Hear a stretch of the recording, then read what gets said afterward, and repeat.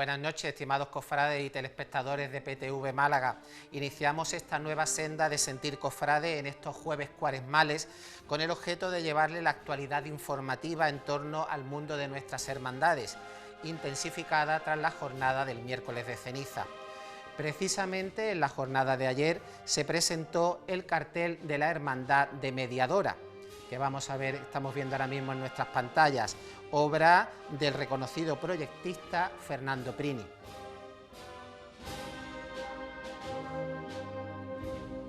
Por otro lado, se suceden los atavíos de hebrea en nuestras dolorosas, como podemos observar en los casos de la Virgen de la Estrella, de la Cofradía de la Humillación,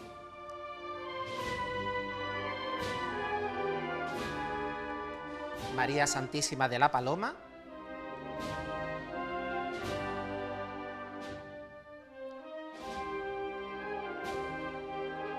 la Virgen del Amor de la Cofradía del Rico,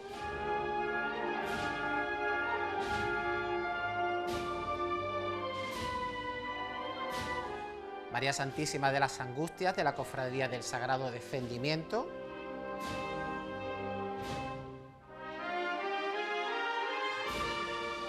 y la Virgen de la Soledad de la Cofradía del Santo Sepulcro.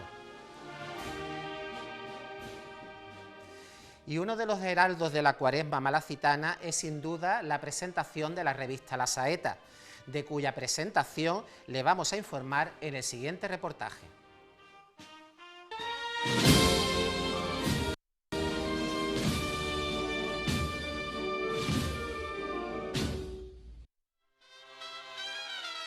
La Saeta viene actuando desde el año 1922 como vehículo anunciador de la Semana Santa de Málaga. En sus páginas se comprueba que desde esa fecha ha sido un medio de información empleado por la agrupación de cofradías para promocionar las bondades de la ciudad de Málaga y, por supuesto, de nuestras suntuosas procesiones. Más adelante, el pregón y el cartel oficial formaron parte de la difusión de los desfiles, considerándose los tres elementos divulgativos más importantes. Una cuaresma sin la revista La Saeta no se entendería, pues actúa de puente que une el miércoles de ceniza con el pregón de la Semana Santa y el Domingo de Ramos. No es que quiera ser reiterativo, no. Soy reivindicativo con el papel que desempeña la publicación decana del género cofrade de España. Si nosotros no somos capaces de defender, valorar y apreciar lo nuestro, no esperemos que venga alguien de fuera para hacerlo. Eso que quede bien claro. Nosotros somos herederos del legado del fundador de la revista, Francisco Morales López, y estamos obligados por responsabilidad a preservarlo y trasladarlo a las futuras generaciones cofrades. Todos sabemos que la vida va cambiando y, por tanto, hay que adaptarse a los nuevos tiempos, aunque ello nos cueste. En verdad lo hacemos, pero manteniendo la esencia del pasado como verdaderos románticos y luchando, entre comillas, en buena lid con las nuevas tecnologías. Somos perfectamente conscientes de que hay que seguir reinventándose y ofrecer nuevos productos a nuestros lectores. Ardua misión, pero no imposible de llevarla a cabo, para seguir concitando la atención y el interés de ellos.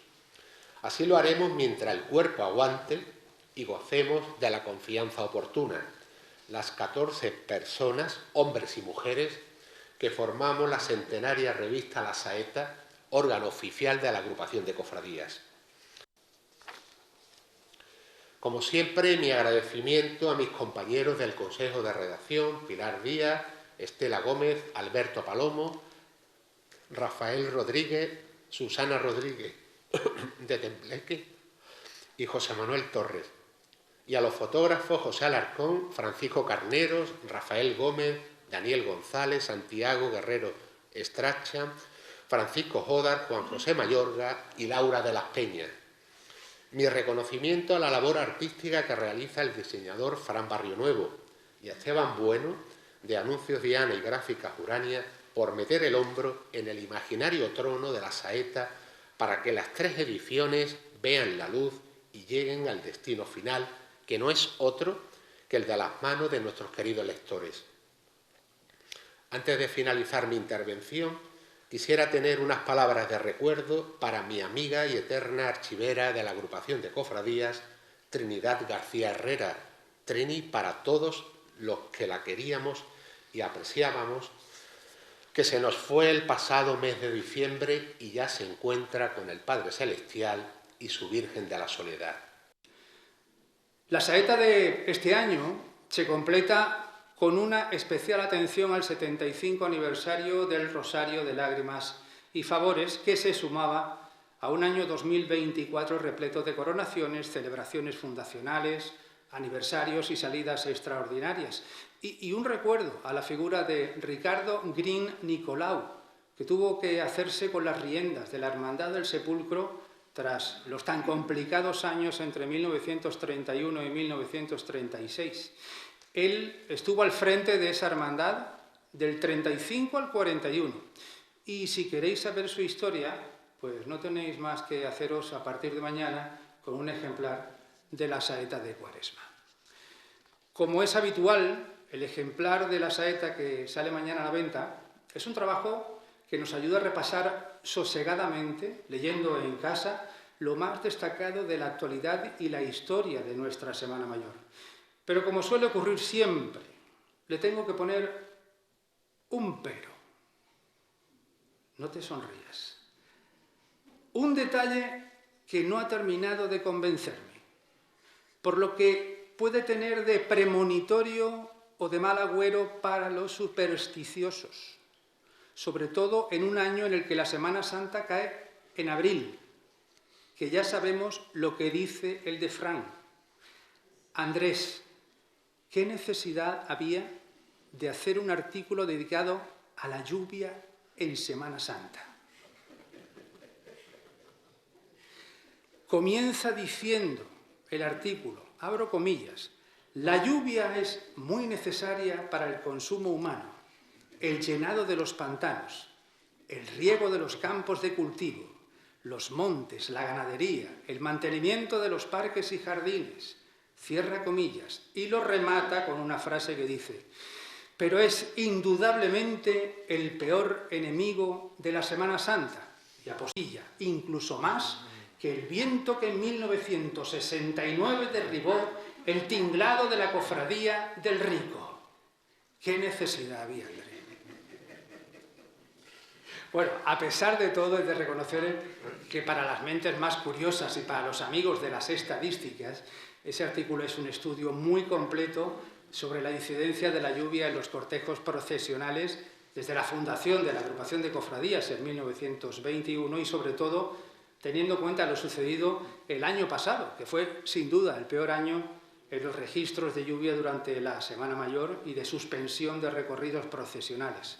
Por cierto, la cofradía que más ha sufrido por la lluvia en los 104 años de historia de nuestra agrupación ha sido la Expiración.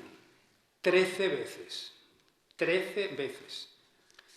Así están los pobres que tienen unas ganas de salir a la calle siempre tremendas. Manolo Marmolejo lo sabe perfectamente.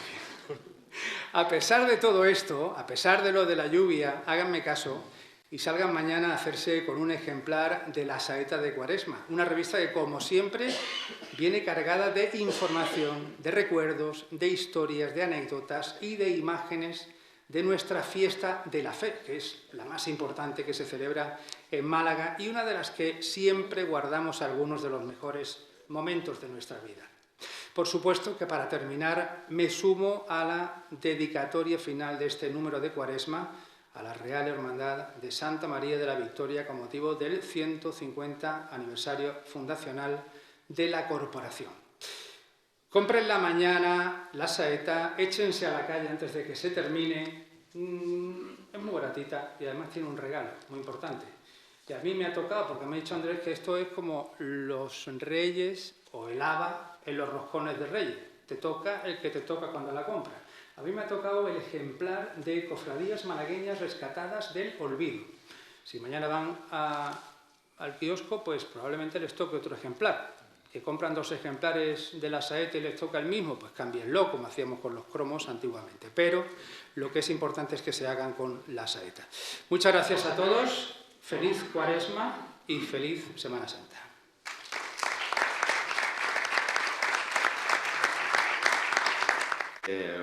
Bueno, como sabréis, entiendo que lo sabréis, ya no ha salido publicado en las redes, en medios de comunicación. La Hermandad del Prendimiento está ahora mismo inmersa en la celebración de su centenario fundacional. Y bueno, pues quizás sea como una guinda de un pastel, ¿no? El hecho de que en esta saeta de Cuaresma pues aparezca en la portada nuestra titular, María Santísima del Gran Perdón, y que en las páginas centrales venga un breve compendio, un resumen de nuestra historia. Una historia ya, repito, centenaria, con muchos avatares, así como cualquier cofradía, ¿no?, que tengamos aquí, que tenga esos años de vida, complicada, dura, trabajada. Nosotros, si de algo nos enorgullecemos, es de que somos gente trabajadora y luchadora, y que no cejamos en el empeño de mejorar a todos los niveles que comprende una cofradía. Y eso es día a día, eso es un poco la historia del prendimiento, ¿no? Ya lo decía el otro día Enrique Guevara en su pregón, una cofradía que ha hecho cosas impensables, tanto en momento histórico como por nuestros medios o nuestra situación en ese caso. Así que a todos nos gusta que nos den cariñito, a nadie la madre con dulce, y evidentemente nosotros estamos muy orgullosos y muy agradecidos de que se haya tomado la imagen de María Santísima del Gran Perdón para la portada de esta saeta de Cuaresma. Así que reitero mi agradecimiento y bueno, estamos de celebración, tenemos un amplio programa de actos y os esperamos a todos. Muchas gracias. Mañana viene el Señor de la Cena aquí a San Julián, donde, si las circunstancias meteorológicas lo permiten, pues se quedará para el viernes, si las circunstancias meteorológicas lo permiten, poder llevarlo a hacer con él el Vía Crucis en la Santa Iglesia Catedral. Y este es uno de los segundos grandes hitos de la Cuaresma en Málaga. Y finalmente terminaremos con el pregón, Dios mediante, el día 5 de abril. Es decir, estos 3 hitos pueden parecer como los 3 grandes momentos, pero ya lo ha dicho, ya lo ha comentado, que es difícil entender la Cuaresma nuestra sin la presentación de la saeta de Cuaresma, pero es verdad que poco a poco vamos implicando cada vez más vida, porque es lo más importante, porque tenemos muchos cofrades, los que estamos más metidos.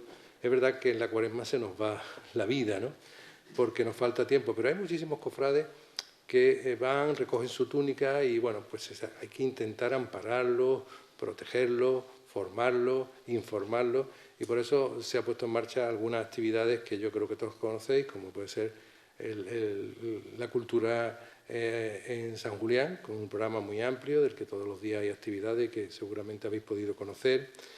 Dios mediante, el próximo 12 de marzo se inaugurará aquí, bajo el auspicio de la Fundación Unicaja, la exposición sobre toda la trayectoria en la pintura cofrade de Chicano.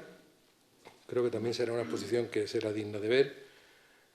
Tenemos conciertos ya programados, el noveno año en que se hará el concierto de marchas procesionales gracias a la Orquesta Filarmónica de Málaga, será el día 16. Y este año, lo digo con ilusión porque creo que es una apuesta importante, vamos a poder volver a recrear el Miserere d'Ocón en la Santa Iglesia Catedral. Y eso creo que es un hito importante porque pocas catedrales tienen un Miserere propio, como es Málaga. Y creo que podríamos también intentar, si entre todos lo apoyamos, que se convirtiera en otra cita ineludible de la Cuaresma en Málaga, como puede ser que en otras ciudades también ocurre. Con esto deciros eso, que toda nuestra Cuaresma, a pesar de estos 3 grandes hitos, como veis, está más llena de actividad y de ilusión, porque al final detrás de esto no hay más que ilusión. En este año que ha pasado, pues bueno, cada vez más trabajoso montar la Semana Santa, vivimos un mundo complicado, cada vez más complicado. Nuestra Semana Santa, 10 años atrás, si la mira uno, no tiene nada que ver con la actual, y eso, pues evidentemente los retos que nos implican a todos, podemos ser más o menos realistas y seguir viviendo en nuestra nube a veces, pero la realidad se impone, y es verdad que la Semana Santa, tanto por el número de personas que nos visitan, como el mundo está cambiando, obliga cada vez más y nos aprieta cada vez más. Eso, nuestras autoridades, de la mano de nuestras autoridades, pues cada vez vamos trabajando, consolidando más lo posible, pero todos los años hay algo nuevo que va haciendo cada vez, como digo, más complejo el montaje de nuestra Semana Santa. Y, hombre, eso sí, creo que todos los cofrades y los que la amamos debemos ser conscientes, y aunque, por supuesto, las críticas son más que bien recibidas, pero que seamos sobre todo realistas de cómo el mundo nos va cambiando y cómo la ciudad de Málaga ha cambiado en los últimos 10 años de una manera evidente, y nuestra Semana Santa de una manera muy palpable.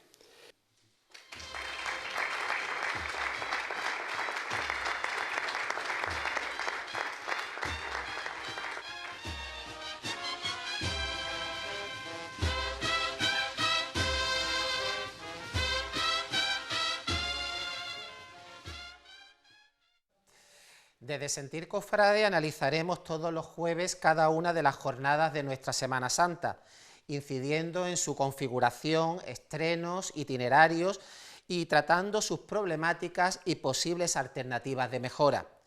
Hoy nos centraremos en profundidad en el análisis de la jornada del Domingo de Ramos, un día que ha sufrido numerosos cambios y ha visto incrementada de forma exponencial su número de hermandades. Para ello contamos en nuestro plató de Sentir Cofrade con Ignacio Navarro. Buenas noches. Buenas noches, Alejandro, ¿qué tal?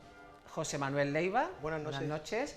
Y Alejandro Postigo, que se inaugura aquí en nuestro plató de Sentir Cofrade. Pues muchísimas gracias y buenas noches. Buenas noches.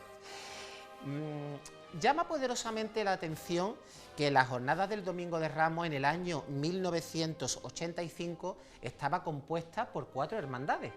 Las 4 hermandades clásicas de la jornada, que era Pollinica, la Sagrada Cena, el Prendimiento y el Huerto. 4 hermandades que sumaban un total de 8 tronos procesionales, ¿no? Pero en la jornada en el año de 2025, la jornada del Domingo de Ramos está compuesta por 9 cofradías con 17 tronos procesionales, y también contando que la Hermandad de la Sagrada Cena se fue de esta jornada. Estamos sin lugar a dudas ante una de las jornadas que mayores cambios ha experimentado a lo largo de los años, con nuevas hermandades y cambios entre las mismas, ¿no? ¿Ha sido positivo tanto incremento de hermandades en este día inaugural de nuestra Semana Santa? No. Ha sido el día comodín. Todas las nuevas hermandades que se tenían que agrupar y no había día para meterla, pues vamos a meterla el Domingo de Ramos. Esa es la impresión que da desde fuera, ¿no? ¿Qué día la vamos? El Domingo de Ramos. Entonces, al final se ha quedado un día, creo que demasiado variopinto y no del todo cerrado. Que si no fuera porque es el primer día y se coge con muchas ganas, creo que si fuera otro día... Aparte hay otro dato muy importante que no se nos olvide. Ya ha perdido el factor sorpresa. Antiguamente, en los años 80, estaba el Puerto de la Torre, estaba Churriana y algún traslado y poco más. Y la Semana Santa empezaba con la Pollinica, claro, cuando salía de su tinglao. Ahora ya no, ahora tenemos 20 y tantas procesiones de víspera, no sé cuántos traslados. El mutilado el sábado de pasión. Eso son palabras mayores, los barrios que hay el sábado de pasión. Y uno, aparte de que el Domingo de Ramos, Alejandro, es una jornada que empieza a las 9 y pico de la mañana, que en los años que cambia la hora empieza a las 8 y pico de la mañana y acaba a las 3 de la mañana del día siguiente. O más. Es que empezamos cansados. Los cofrades de a pie, el Domingo de Ramos, traemos ya el bagaje de los días previos. El día primero recordad que primero fue el Viernes Santo, cuando entraron las cofradías con un cierto corte, a partir del año 78 con Dolores de San Juan, y después a partir del año 86, ¿no? Que fue la humildad la primera. La primera, sí. A partir de ahí, pues son 6 cofradías nuevas. nuevas. Sí. Yo le sigo diciendo De nueva las- de todavía, las- de las Son denominadas 40 nuevas. años, pero yo Sí, le sí. sigo diciendo nuevas. Pero son cofradías nuevas, con el mismo corte muchas de ellas. Y aparte, si eso le une, que la cena, que era una cofradía de peso del día y demás, se traslada al Jueves Santo, pues ha quedado un poco... Se traslada al Es Jueves que Santo. luego también hay que entender que si nos ponemos en el lado más reciente, en lo que llevamos de milenio, de los últimos 25 años, creo que de todas las nuevas incorporaciones que ha habido, 5 nuevos tronos han caído del Domingo de Ramos. Estamos hablando los 2 del Dulce Nombre, los 2 de Humildad y Paciencia y Patrocinio, es decir, 5 tronos nuevos en esa misma jornada. Al final creo que eso también se nota. ¿Creéis que la agrupación de cofradías debería de haber apostado por repartir ese número de cofradías nuevas, como ha dicho Ignacio, entre otras jornadas de la Semana Santa que han quedado un poco como cojas, como es el Lunes Santo y el Martes Santo, ¿no? Hay días más complicados, como pueden ser el jueves o el viernes, pero yo creo que estamos de acuerdo que martes o miércoles, cuando entró Mediador y Salesiano, o el martes cuando entró Nueva Esperanza, esos días quizás podrían haber acogido muy bien alguna hermandad de Domingo de Ramos.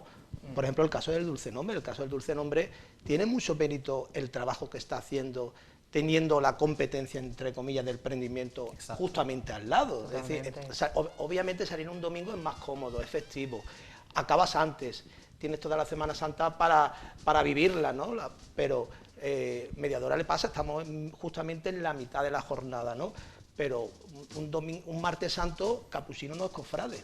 Igual el Domingo de Ramos sí, el martes victoriano, quizás repartirla o alguna del domingo que está ahora el domingo que estuviera el lunes o incluso el miércoles, es decir, pero es lo que te dice, es un cajón desastre en la Eso que han también entrado. es un poco tabú, porque tú preguntas a las personas responsables de esto y yo creo que ninguna te va a decir de cambiarse.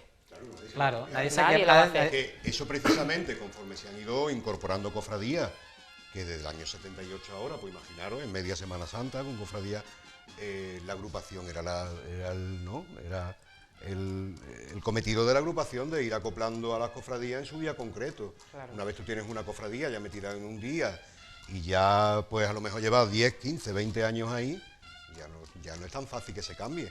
De hecho, con el recorrido oficial, con el cambio en 2019, se les preguntó a todas las cofradías si estaban dispuestas A y qué días se mantenerse. verían.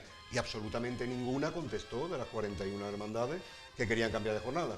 ¿Y creéis ¿Ahora qué que- hace la obliga? ¿Y creéis que en este caso del Domingo de Ramos esa incorporación masiva de hermandades se puede deber a que es un día festivo y ya como que ya el resto de la Semana Santa queda libre para disfrutar de esta Semana Santa? Es muy cómodo y como Hombre, había hueco. Cómodo es porque yo te digo como participante de salir en una cofradía de Domingo de Ramos, cómodo es porque tú empiezas saliendo en tu cofradía y luego el resto de la semana tú estás viendo procesiones. Entonces cómodo es. Y muchas de las que han entrado el domingo venían del Viernes de Dolores o del sábado, venían Claro. justamente de un día antes. Y es que, por ejemplo, yo me pongo a pensar, por ejemplo, cofradías como el lunes, martes santo, a lo mejor sí que puedes montar en las vísperas todavía, porque a lo mejor las flores las puedes dejar un día más. Pero un Viernes Santo tú no puedes montar las flores un sábado de pasión, tú tienes que montarla, tú tienes que estar en la Semana Santa pringado. Entonces, claro, yo lo entiendo, más cómodo. ¿Sois partidarios de la unión de la mañana y de la tarde del Domingo de Ramos? Porque ese desfase que hay entre Pollinica y Lágrimas por la mañana y el resto de las hermandades por la tarde, Yo creo- ¿es factible unir? Yo creo el que no es partidario es la hostelería. La hostelería es la que gana, porque claro, la gente, la hora de comer se queda un hueco. Yo creo que Pollinica, que este año sale creo a las 9:45, los años de cambio de horario, es como si saliera a las 8:45 de la mañana. Tenemos que pensar, yo creo que nadie piensa, o casi nadie, en los participantes, en los cortejos. Porque las procesiones, los participantes, los músicos, los hombres de trono, los nazarenos, no llegan 5 minutos antes de la procesión. La gente hay que citarla 1 hora como mínimo antes. Como mínimo. Y entonces la gente que sale en las procesiones no vive en Calle Parra, la gente vive en Málaga, en el Extrarradio de Málaga, en el Rincón de la Victoria, en Fuengirola. ¿A qué hora tiene que salir una familia del Rincón de la Victoria para que sus hijos, sus nietos estén para salir en la Pollinica a las 9 de la mañana? Es que no, yo creo que no se piensan los participantes de los cortejos, igual que hay 3 cofradías que salen a las 2 de la tarde. ¿A qué hora almuerzan los nazarenos, los hombres de trono? Buen argumento, lo vamos a seguir dentro de unos momentitos porque vamos a pasar a publicidad.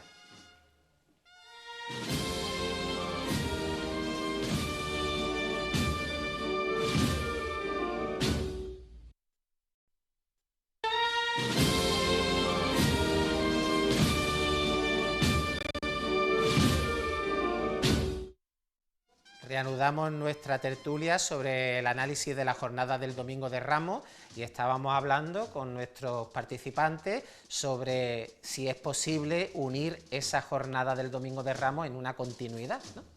Hombre, yo creo que sí, de hecho en el 2019 es lo que se intentó. En cierta forma, ¿no? Se obligó un poco a la Pollinica a ir seguido, a recordar aquella polémica de Pollinica la primera y demás. Que porque tenía claro, que ser el primer toque de campana. Claro, pues tenía que ser el primer toque de campana, como si no hubiera toque de campana antes en la Cuaresma, que ya han salido 40 cofradías antes, pero bueno. Porque iba detrás la Humildad y Paciencia, iba la tercera, sí. Entonces salía un poco antes. Pero fijaros, hoy en día, con el puesto que tiene hoy en día la Humildad y Paciencia, Pollinica podía ir perfectamente delante de Lágrimas y seguiría siendo la primera. A lo mejor a las 12 de la mañana, que me parece una hora más lógica prudente que las 9:45.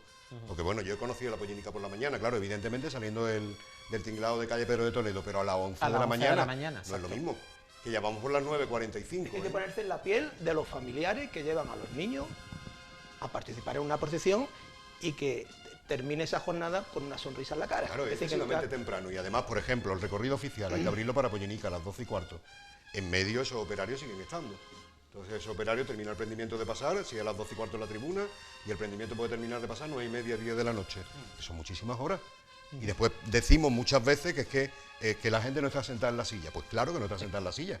No puede estar sentada desde las 12 de la mañana hasta las 10 de la noche en la silla, con 2 horitas para comer, ¿vale? Bueno, yo voy a ser un poco díscolo de todo, porque yo sí que estoy Tú me has dicho ya siempre. Tú hablas como parte integrante porque participas en la Hermandad del Prendimiento. Claro, yo sí que estoy de acuerdo de separar la jornada, creo que la hace mucho más atractiva. Es verdad que habría que ajustarla porque creo que no hace falta salir tan temprano y habría que hacer algo para unificarla en cuestión de horario, porque yo, claro, como cofrade a veces somos muy apretados y podemos aguantar más tiempo, pero la gente de la calle no. Lo que sí creo que es la clave es, lo que no podemos hacer en el Domingo de Ramos es ir pidiendo minutos y minutos y minutos cuando tú no tienes componente. Hay hermandades en el Domingo de Ramos que tienen el mismo tiempo que cofradías que tienen 1 millar de nazarenos. Eso no es, y es que es imposible. Es que nos separan 24 horas cofradías del Domingo de Ramos con estudiantes, y estudiantes nos triplican algunas hermandades el número de nazarenos y tenemos a veces el mismo tiempo de paso. Eso no es justo tampoco. Sí. Entonces eso hacemos abultar un día, que ya es muy abultado por muchas cofradías, simplemente por ver huecos de nazareno, normal que la gente no nos vea, pero yo para ver un nazareno de 500 metros no me quedo. Es que la clave está que el recorrido oficial es la televisión. Y entonces, ¿no? Las cofradías entran en el estadio con señal única, entran en el prime time, entran a nivel mundial, entran las cofradías. Y yo he estado mirando horario, Alejandro, Humildad, Paciencia pasa en 35 minutos.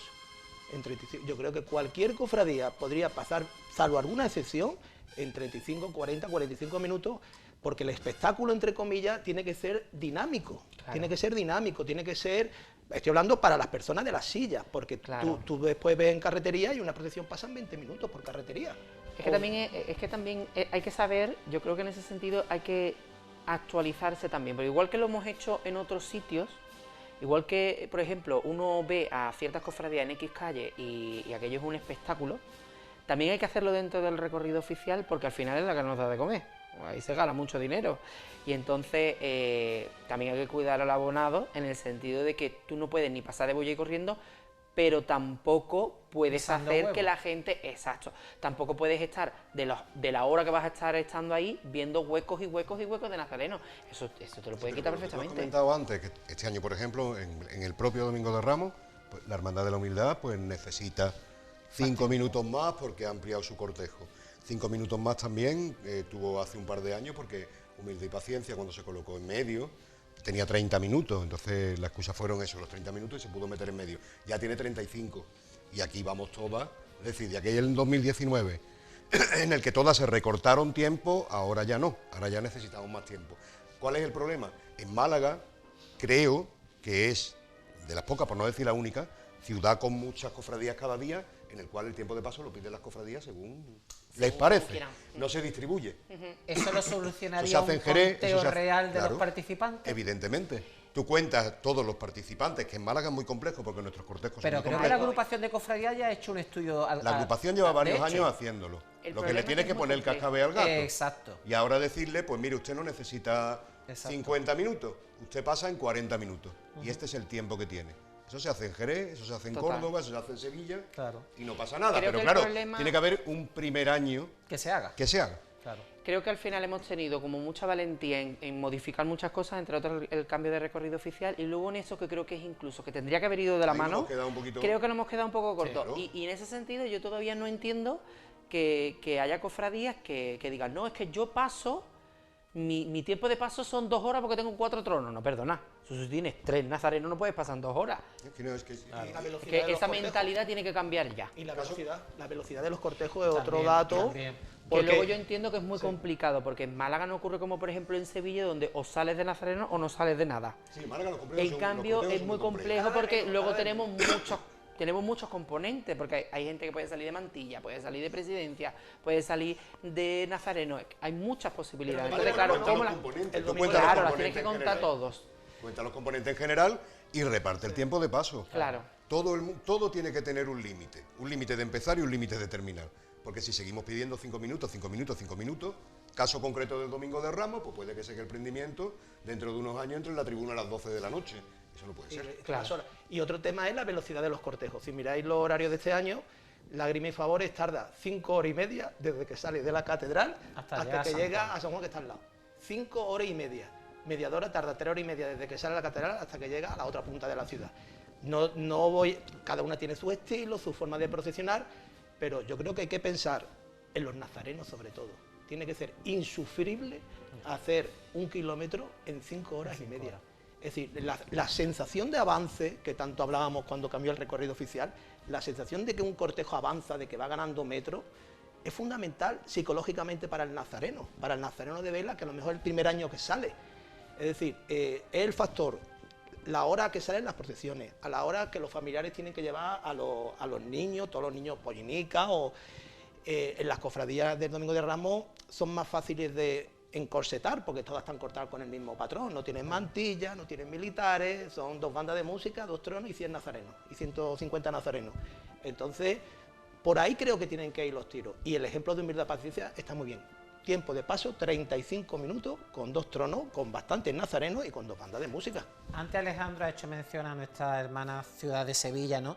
en el que todos sabemos la cultura nazarena que tiene esa ciudad. La jornada del Domingo de Ramos en esa ciudad hermana es una cofradía menos que la de Málaga, con un trono más. Ellos sacan 18, nosotros sacamos 17, y sin embargo, ellos... Pasan 2 horas menos. Exactamente, ellos con cortejos mucho más numerosos que los de Málaga pueden ser capaces de hacer una jornada continua con una mínima de lógica. La mañana no hay procesiones procesiones por en carrera Sevilla, la oficial. primera sale a las 4 de la tarde, la primera llega a la carrera oficial. Como aquí en Málaga no se puede conseguir que haya más racionalidad Porque yo en pienso, esa jornada. yo pienso que todavía seguimos teniendo todavía el complejito de que si mi cofradía pasa en 20 minutos, mi cofradía es menos que otra que pasa en 2 horas. Exacto. Entonces vamos a estirar el cortejo, que no tenemos a veces, vamos a estirar el cortejo y realmente lo que hace precisamente es, pues precisamente afear el cortejo, complicar el avance de la cofradía. Al fin y al cabo, ya en eso se ha avanzado mucho, ¿eh? Sí. Ya estamos viendo cortejos más compactos, pero todavía seguimos viendo nazarenos a 3 metros de distancia uno de otro para aparentar algo que no tienes.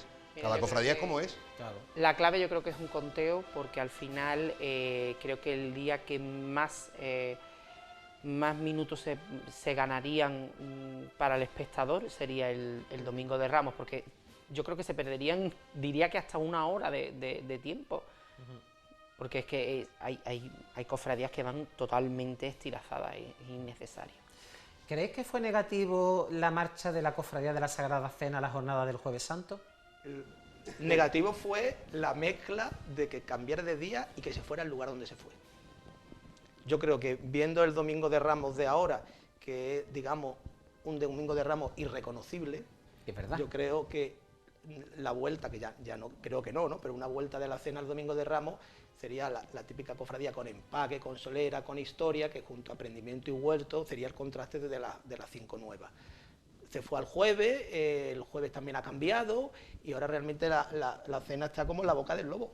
Claro. Está Se ha en hecho un- su hueco en el Jueves Santo, ya son 25 La primera, años, ¿no? la primera, ¿no? Se ha hecho su hueco en el Jueves Santo sin duda, pero claro, los que la hemos conocido bueno, primero, los que la hemos conocido saliendo el Domingo de Ramos con las túnicas de terciopelo burdeo y azules, saliendo de la explanada de la estación, ¿qué queda? Nada. Es que no queda nada. Bueno, quedan la imagen y quedan los tronos. Es que la cena tenía mucho peso en el Domingo de Ramos, cualquiera que lo recuerde, sabe que la cena era una de las grandes cofradías del Domingo de Ramos, muy esperada, muy alegre, muy colorida y demás. No es que el Jueves Santo no lo tenga, que también lo tiene, pero quizás, y además, en el Domingo de Ramos, pues hubiera seguido aportando ese contraste, trono grande, un estilo de cofradía distinto y demás, y yo la sigo echando de menos, la cena del Domingo de Ramos, por supuesto que sí, vaya. Yo creo que esa es la clave. Antes estábamos hablando de cuántas hermandades nuevas se han metido. Y claro, yo creo que la clave de la falta de la cena es que vemos tantas cofradías tan nuevas que quizás nos falta ese contraste de otra cofradía añeja. Sí. Y creo que la cena era la clave para, junto con, como habéis dicho, con el prendimiento y con el huerto, de hacerla en general. Es decir, que se ha quedado el Domingo de Ramos como un día estéticamente monótono, ¿no? Sin acabar y sin Bueno, definir. podemos decir eso, las cofradías son muy bonitas, Sí, sí, evidentemente. Pero claro, nos ponemos a contar pues los tronos rematados, los conjuntos de vírgenes rematados. Ahora de repente salen unos tronos con unas dimensiones concretas, fruto de una época y de querer acceder a la catedral y demás. Todas Burdeos. Ahora sale la Virgen de la Merced, sale la Virgen del Patrocinio, sale la Virgen de la Salud, Burdeos. Para nosotros no, evidentemente, pero para la gente es la misma, ¿eh? Sí, las confunden. Para la Es muy gente es la cómodo, misma. es un domingo, vamos a decir cosas buenas, es muy cómodo de ver con la familia, te baja, hay compañeros de trabajo que le digo, bajar a las 2:30 de la tarde, que sé que es una hora muy mala, pero vais a ver muy bien las procesiones, ver la humildad por el compás de la Victoria, ver Dulce Nombre por la carrera de Capuchino, se ve de lujo. Si hay unas horas, yo siempre lo digo, entre las 2 y las 6, 7 de la tarde, que ya empieza el prime time, que es cuando baja ya la masa, pero después el Domingo de Ramos pega un bajón. Sí, el domingo claro, es que yo pienso siempre que al fin y al cabo el grueso de viendo procesiones somos no tantos, somos Los mismos no de tantos. siempre. Y como hemos comentado otras veces, la misma persona que está en Calle Parra a las 9:45 de la mañana no puede estar a las 3 de la mañana viendo el prendimiento de Encerrar, no puede. No hay ser humano. Se puede con 20 años, con más no. Entonces, a partir de ahí es verdad, pero por contra, sin embargo, el Domingo de Ramos es verdad que tiene unos recorridos muy diversos, con muchos momentos donde disfrutar del ver día. humildad y paciencia, es decir, es un contraste brutal, la ciudad moderna de humildad y paciencia También muy- con la ciudad antigua de Calle Alcazabilla. También es muy complicado, me imagino, para la gente, porque yo lo disfruto de otra manera, pero debe de ser muy complicado para el espectador porque al final cada cofradía sale de una punta. No ocurre como, por ejemplo, en otras jornadas como el Miércoles Santo, que todas salen de una misma zona, mientras en cambio el Domingo de Ramos te sale una de la Victoria, o dos de escoger, Capuchino. hay que tomar Entonces, claro, decisiones. tú no puedes ir desde la Unión hasta la Victoria y luego volverte a la Trinidad, Hay eso muchos es una frentes, locura. Claro, ¿quién no va a ver la Virgen del Patrocinio? Que dice, vaya maravilla, me estoy perdiendo, pero es que me estoy perdiendo la Virgen del Gran Perdón. Claro. Y me estoy perdiendo cruzar la Salud del Río. Y necesita día- por lo menos 10 años para verlo todo. Es un día diverso y con recorrido y momentos ricos, Y dulce nombre. porque además favorece también evidentemente que como la mayoría de las cofradías, excepto Prendimiento y Huerto, ¿no?, tiene tronos más pequeñitos, pequeños. pues evidentemente el callejeo pues no es lo mismo, no es el típico circuito que no puedes tirar por otro Bueno, y sitio. la catedral. Eso, Lo con la, demás, con la bueno, incorporación la de Pollinica el año pasado, es el día que más hermandades efectúan la estación de penitencia, la 7 de Santa 9. Mesa Catedral. Claro, Trabajar todas también, menos, 7 de 9. Siete de todas las menos 9. el prendimiento y el huerto, las dos Trabajar de también tronos ese día, grandes. porque es que tiene Sí, que sí, sí, recepcionar a 7. 7 de las 9. Sabemos que la 9. estación en la catedral es lo que es, no es lo que era, ¿no? Entrar y salir. Pero es que son muchas hermandades haciendo estación en la catedral y lo complicado que es la coordinación de las bandas de música, colocarlas, el patio de los naranjos. Yo hay un momento, por ejemplo, sabéis que yo, bueno, ahora grabo menos en vídeo, la salida de Patrocinio de la catedral para mí es uno de los momentos de la Semana Santa de Málaga. Pero claro, y dice uno, mi momento es una cofradía, un trono que lleva saliendo a la calle 5 años. Pero es que hay mucho donde escoger el Domingo de Ramos. Y el huerto, por Dios, el huerto, con su nuevo entorno, ¿no? Tú te lo pierdes, pero... Yo me lo pierdo. El nuevo entorno, los contrastes, cuando pasó por esa pérgola, por el Santo Domingo. Es decir, luchan, entre comillas, para los cofrades que estamos en todos lados, luchan las dos clásicas o las tres con Pollinica, bueno, y Lágrima y Favore, que tiene su público. Es que Lágrima y Favore va arrasando con Pero su es que público. hemos hablado mucho le hemos dado mucha caña al Domingo de Ramos, pero el Domingo de Ramos también es una maravilla, que hay que decir, porque tenemos cofradías muy nuevas, pero cofradías que se han ganado su hueco, incluso la propia Humildad y Paciencia, que es la última incorporada de la Semana Santa, se ha ganado su pulso también en la gente, que eso también es bastante interesante de ver. Aporta. Claro. Un barrio novedoso, un Bajan recorrido. miles de personas bajan, miles de familias con sus carritos, bajan al centro, la dejan en el río, se quedan, y es muy bonito como la recogen cuando cruza el Puente de la Misericordia y después esa vuelta por el Perchel. Es decir, realmente una de las grandes aportaciones, igual que mediadora el miércoles santo o el martes Dolores Nueva Málaga, es una de las grandes aportaciones que siempre es lo que nos ha llamado al contraste. Eso antes no existía en los años 80. Era impensable ver una procesión por la Cruz Milladero. Es un día muy rico, viene de la Cruz Milladero, que pasa por el Perchel, viene de la muy Trinidad, variado, de la viene Victoria, del propio Perchel que viene el Huerto, viene de la Victoria, viene de Capuchino, viene el día más variado de todo, evidentemente. Que del centro en realidad la única que viene, si no mal recuerdo, es Lágrimas y Favores, que de las Favores, demás ninguna. Pollinica de Calle Pollinica, que al Pollinica, final, bueno, sí. Del centro, Lágrimas y Favores. Claro. Solo ella. En cuanto al análisis de los cambios que vamos a tener de horario y de itinerario en la jornada del Domingo de Ramos, llama la atención que por fin la cofradía de Pollinica se ha decidido a volver a pasar por la calle Carretería, ¿no? Pues sí, la verdad que vamos a tener... Sí. Yo creo que es una de las grandes cosas que como cofrades llevábamos pidiendo, porque al final... Tronos, ¿no? ¿Se siguen girando los tronos? Hombre, yo espero que sí, ¿no? Siempre lo han hecho. Bueno, siempre no, pero lo han hecho durante muchos años. Es sin duda una de las grandes novedades que vamos a tener en este Domingo de Ramos, Pollinica, que además... bueno, primero, antes de nada, es curioso cuanto menos que vayamos a tener varias novedades un día en el que el año pasado prácticamente fue inexistente. Y hay cofradías que nos han presentado cosas totalmente nuevas, que eso es algo raro viniendo del año que venimos, ¿no?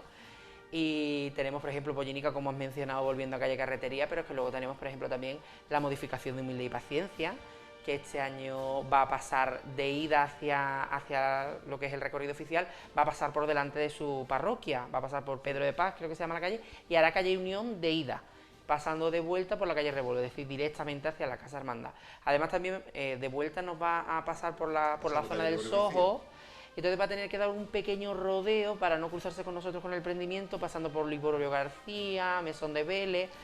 A mí sigue sin convencerme, perdona, las vueltas por detrás de la tribuna.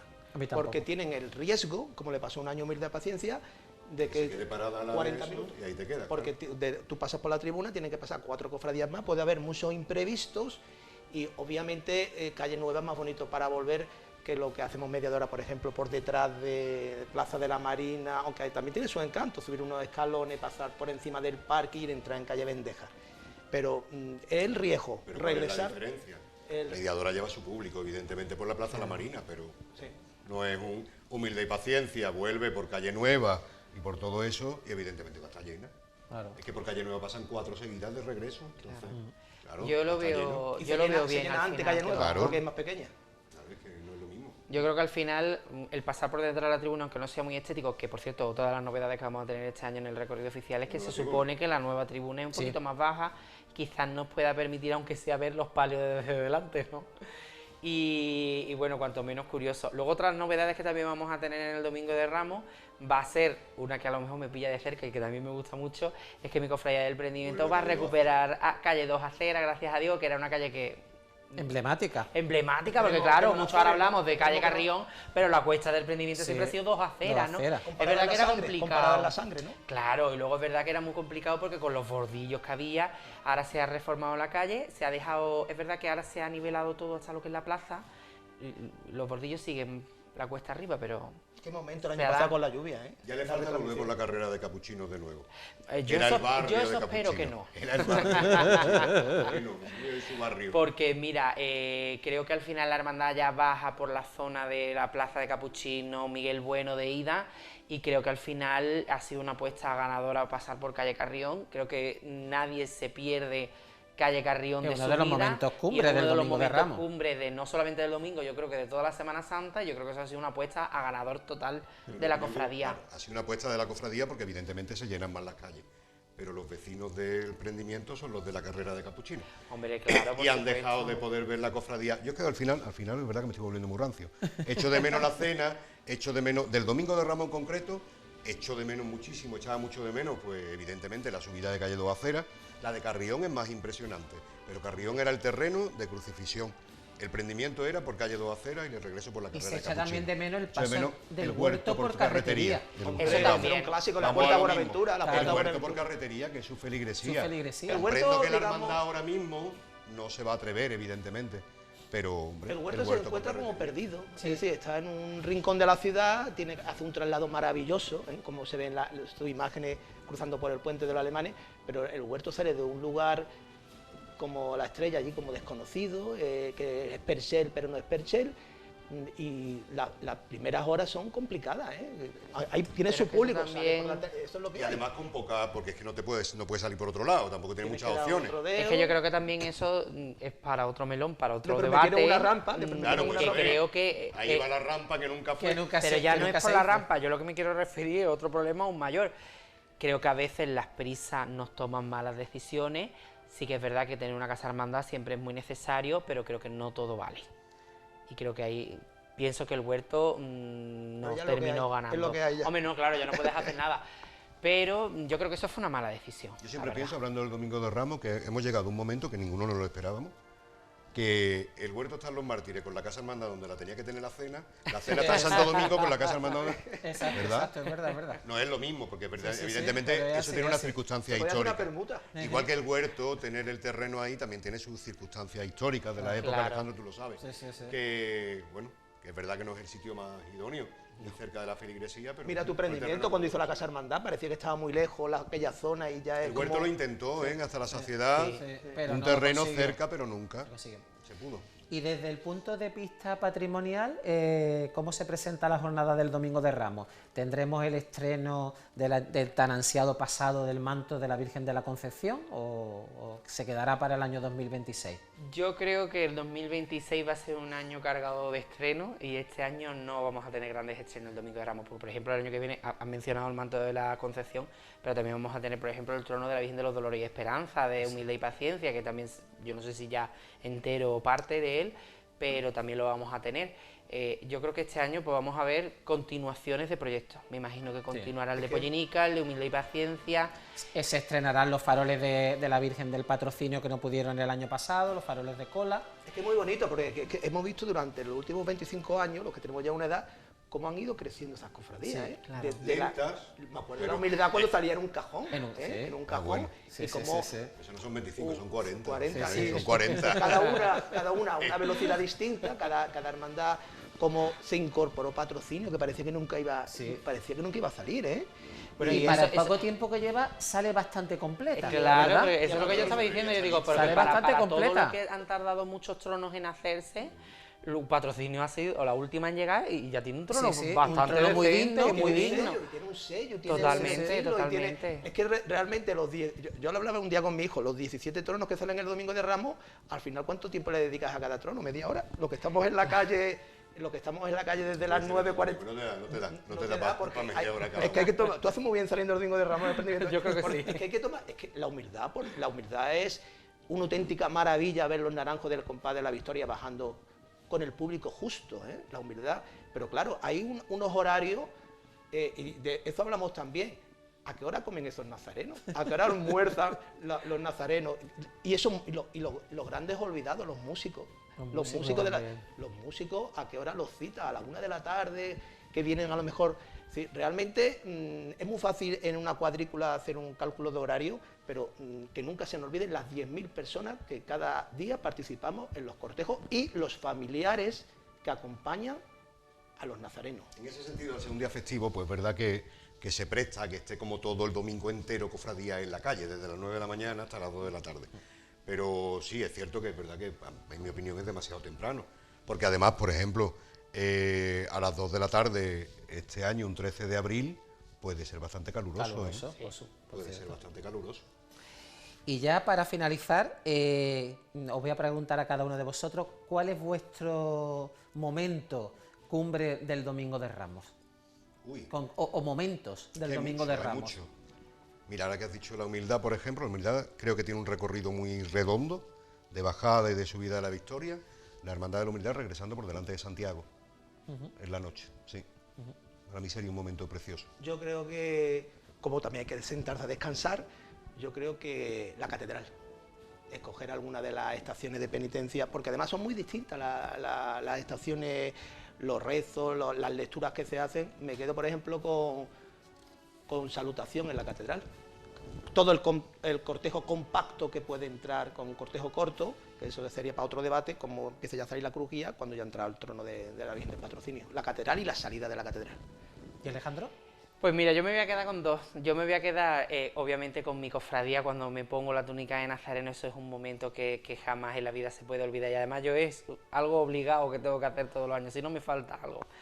Pero luego como cofrade me quedo en el momento en el que, y me voy a hacer un poco de gracia, pero cuando veo asomar desde el lateral de Calle Parra el burro de Pollinica.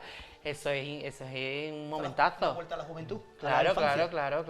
Cuando ves asomar el hocico del burro. Yo como participante también de la jornada del Domingo de Ramos, pues hombre, debo decir que para mí mi momento cumbre es cuando veo salir desde el interior de la Iglesia de la Victoria, pues al Señor de la Humildad. Como yo participo en la sección de la Virgen, ver salir al Señor de la Humildad con ese sol dándole en la espalda, pues la verdad que para mí es el momento cumbre de esa jornada. Pues la verdad que estoy muy contento por este debate. Os espero la semana que viene, el jueves de la semana que viene, en la cual analizaremos la jornada del lunes santo. Así que os espero aquí el próximo jueves. Muchísimas gracias. Gracias. Muchísimas gracias. Pasamos a continuación a publicidad.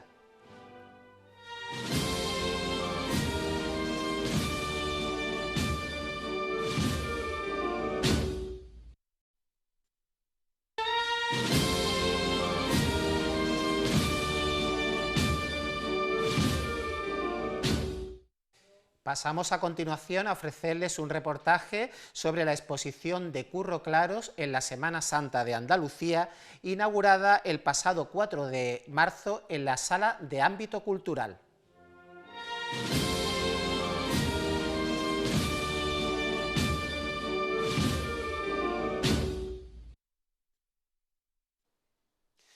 Nos encontramos en el espacio del ámbito cultural del Corte Inglés, donde se ha inaugurado la exposición Curro Claros en la Semana Santa de Andalucía.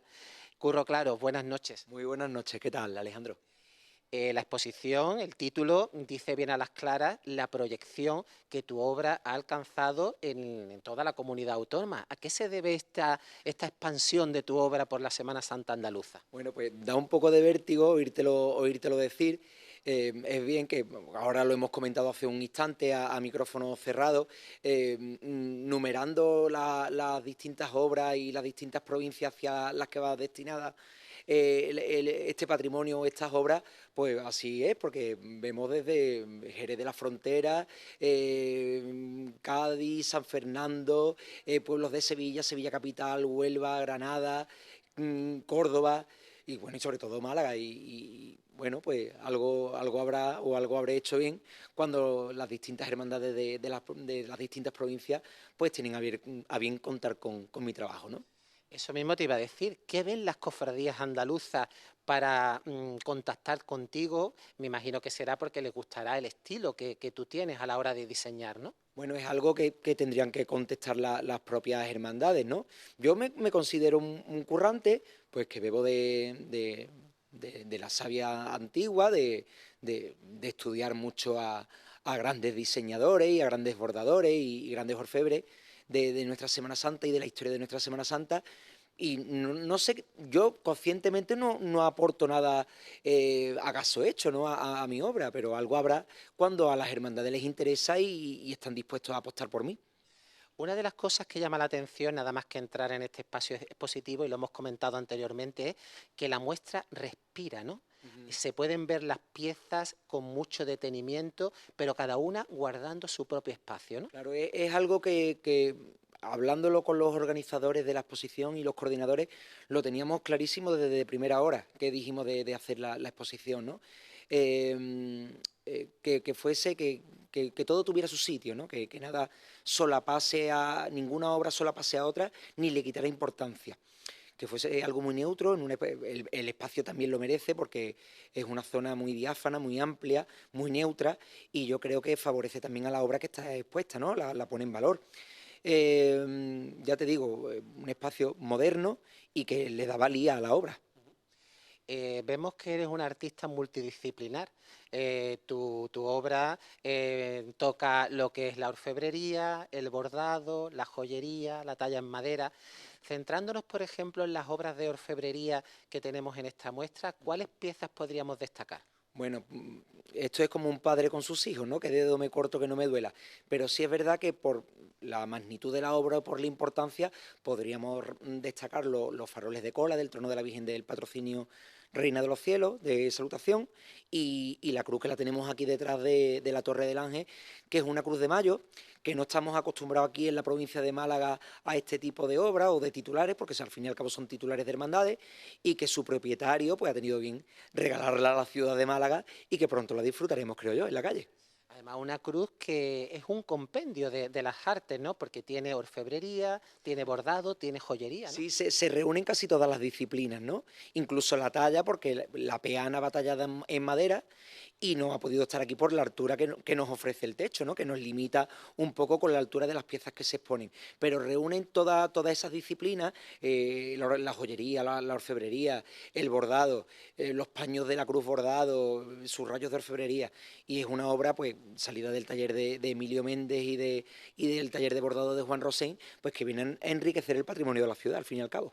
También podemos contemplar piezas de joyería, potencias, coronas, puñales, obras de los más distinguidos orfebres como Manuel Varera, Quirós.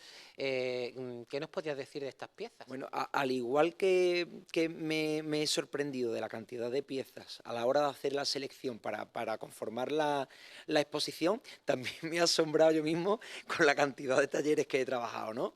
Pues desde Emilio Méndez, que lo hemos citado con anterioridad, Juan Borrero, que en paz descanse, padre, Quirós, Valera, Manolo Fenol, Orfebrería Sanlúcar, Jesús de Julián, una cantidad de talleres que son talleres de prestigio ya en Andalucía, que yo he tenido la suerte ya no de trabajar, sino de aprender de ellos, porque yo he aprendido de esos maestros. Vemos también que te encuentras muy cómodo trabajando la técnica del bordado. Siempre las hermandades cuentan mucho contigo para ese tipo de piezas. Vemos aquí, por ejemplo, 3 magníficas sayas, ¿no?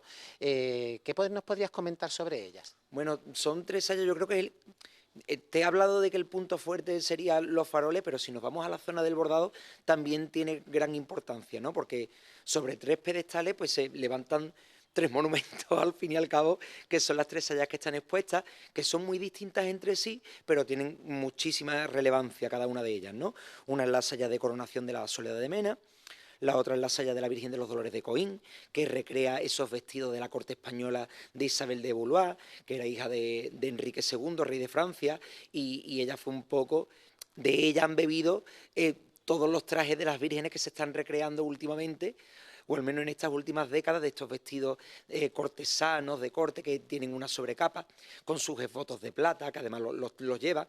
Y después la tercera pieza, que es la saya de la Virgen de la Paz de Utrera, que tiene esa peculiaridad que es plata sobre plata y tiene las magníficas obras en marfil tallada de Encarnación Hurtado. Lo mismo que has comentado, que has tenido la suerte de trabajar para los mejores orfebres, también podemos decir lo mismo, que has podido trabajar para los mejores bordadores, ¿no? Hombre, hay algunos que no he trabajado todavía con él, que me gustaría, y estamos en proyectos, pero sí hay obras de Felicitación Gaviero, Joaquín Salcedo, Manuel Solano, en fin, los mejores. También sabemos que le metes mano al terreno de la talla. Hay un proyecto que podemos ver aquí, que es la custodia procesional de la Hermandad de San Miguel de Jerez de la Frontera, ¿no? Sí, de la Hermandad del Santo Crucifijo, que ellos tienen en las octavas del Corpus, procesionan la custodia de la parroquia de San Miguel, del barrio de San Miguel el Corpus de la Minerva, y bueno, pues ellos hacen ya unos cuantos añitos, me encargaron lo que es el diseño de todo el paso, ¿no? Del paso de la custodia, con templete y demás, y está aquí expuesto y se está realizando por parte de Manuel Oliva, de Tony Falla, la orfebrería, y bueno, y los bordados pues que creo que serán de Manuel Solano, si mal no recuerdo, perdón, de Calderón serán los bordados, y bueno, está en fase de ejecución, y cada mes de junio o de mayo, cuando toca el Corpus, pues lo podemos ver procesionando ya en su primera fase por las calles de Jerez. Llama mucho la atención una zona de este espacio expositivo donde se encuentran dibujos realizados por ti de pasos, de tronos, de guiones, de elementos de orfebrería, de mantos bordados. ¿Ahí se ve el alma de Curro Claros? Ahí se ve el alma de Curro Claros y además se ve el porqué de la exposición, ¿no? No es una exposición de enseres cofrades al uso. Al fin y al cabo, la exposición es de diseño. Es verdad que van acompañado cada diseño de su pieza, ya materializada, ejecutada, pero al fin y al cabo lo que la exposición cuenta o lo que queremos explicar es el prólogo de la pieza, ¿no? Sin dibujos no hay pieza. Y es verdad que cada dibujo pues, cuenta una historia mía o una situación mía, tiene mucha vivencia, tiene muchas anécdotas, y es verdad que cada dibujo o cada enser, que es de los que hay aquí puestos en esta exposición, cuenta un poco de mí, o en la situación en la que me encontraba mientras la estaba realizando. Podríamos denominar esto como una exposición que da vértigo, ¿no? En el sentido de que, a pesar de la juventud que tienes, ¿no? Esta cantidad de obra ingente, ¿hasta dónde puede llegar Curro Claros en estos próximos años? No lo sé. Yo, hombre, haciendo, ya te digo, haciendo una criba o un repaso de las obras para conformar la exposición, no era consciente de la cantidad de piezas que tenía hasta ahora. Y Dios quiera que siga así, porque eso sería buena señal. Animamos también a todos los cofrades y visitantes que vengan a esta muestra a que se fijen en los detalles, ¿no? Los detalles de las piezas, de los bordados, de la orfebrería, ¿no? Sobre todo de la joyería, ¿no? Sí.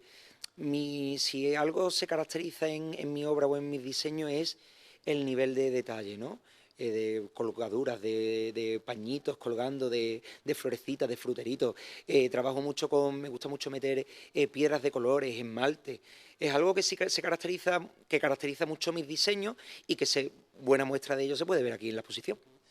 También se deja a las claras el seguimiento que haces de tus obras, una vez que las diseñas y se las das al orfebre, al bordador. Cómo podemos observar la pieza y el dibujo al lado, ¿no? Sí. Que deja bien a las claras cómo el autor ha sabido llevar a la mano, al cincel o al bordado, esa idea tuya, ¿no? Sí, hombre, se puede observar lo fidedigno del bordado a la pieza, ¿no? De lo inerte, ¿no? En el papel, de lo efímero casi, a lo tangible, a poderlo, a que esté materializado.